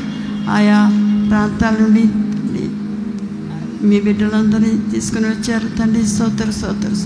ప్రభా, ఇప్పుడు మా మధ్యలో వాక్యం చెప్పిన పాస్టర్ని బలపరిచి బలంగా వాడుకున్నందుకే స్తోత్రం స్తోత్రం. ఇంకను బలపరిచి ఇంకను మీరే మహిమార్థమై వాడుకోండి తండ్రి. స్తోత్ర స్తోత్ర స్తోత్రం. యేసయ్యా, స్తోత్రం. ఈ వాక్యం విని ఉన్న ప్రతి ఒక్కరి హృదయంలో తండ్రి మీరే కిరి జరిగించండి తండ్రి. స్తోత్రం స్తోత్రం స్తోత్రం. వాక్యం వ్యర్థంగా పోదు కనుక స్తోత్రం స్తోత్రం. యేసయ్యా, కనికరించి ప్రతి వారిలో ఈ వాక్యం ఫలింపచేసి దీవించమని వేడుకుంటున్నాం. సహాయం చేయండి. స్తోత్రం స్తోత్రం స్తోత్రం స్తోత్రం. ఆయా ప్రాంతాల నుండి తండ్రి తీసుకొచ్చిన బిడ్డల కొరకై స్తోత్రం స్తోత్రం స్తోత్రం. యేసయ్యా, మమ్మల్ని అందరినీ మీ దగ్గర హస్తంలో సమర్పించుకొంచున్నాం. కనికరించి కాపాడి యేసు ఈ మహిమగల రాజ్యం కొరకు రాకడ కొరకు సిద్ధపరచమని మా ప్రభువైన యేసుక్రీస్తు పరిశుద్ధ నామం. అలాగే వాక్యం చెప్పింది మీ దాసుని బలపరిచి బలంగా వాడుకుని మహిమ పొందమని మా ప్రభువైన యేసుక్రీస్తు పరిశుద్ధ నామములో ప్రార్థించి వేడుకొంచున్నాం తండ్రి. ఆమేన్ ఆమేన్ ఆమేన్ ఆమేన్.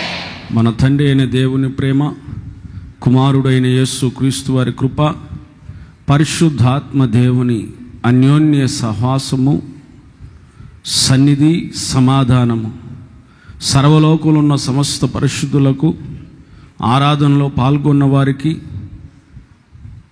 లైవ్ వీక్షించిన వారికి, వాక్యం ప్రకటించిన ఆయన దాసునికి, ఎందరైతే సజీవ యాగముగాను, స్తుతి యాగముగాను, విశ్వాస యాగముగాను, ఉపకారము ధర్మము చేయ మర్చిపోకడి అటు యాగాలు ఇష్టమైనవని ఎందరైతే యాగముగా అర్పించబడాలని ప్రార్థన చేసుకున్నారో వారందరికీ నిత్య దేవుని కృప మహిమ కలిగిన రాకడలో ప్రవేశించేంత వరకు తోడయుండి నడిపించునుగాక.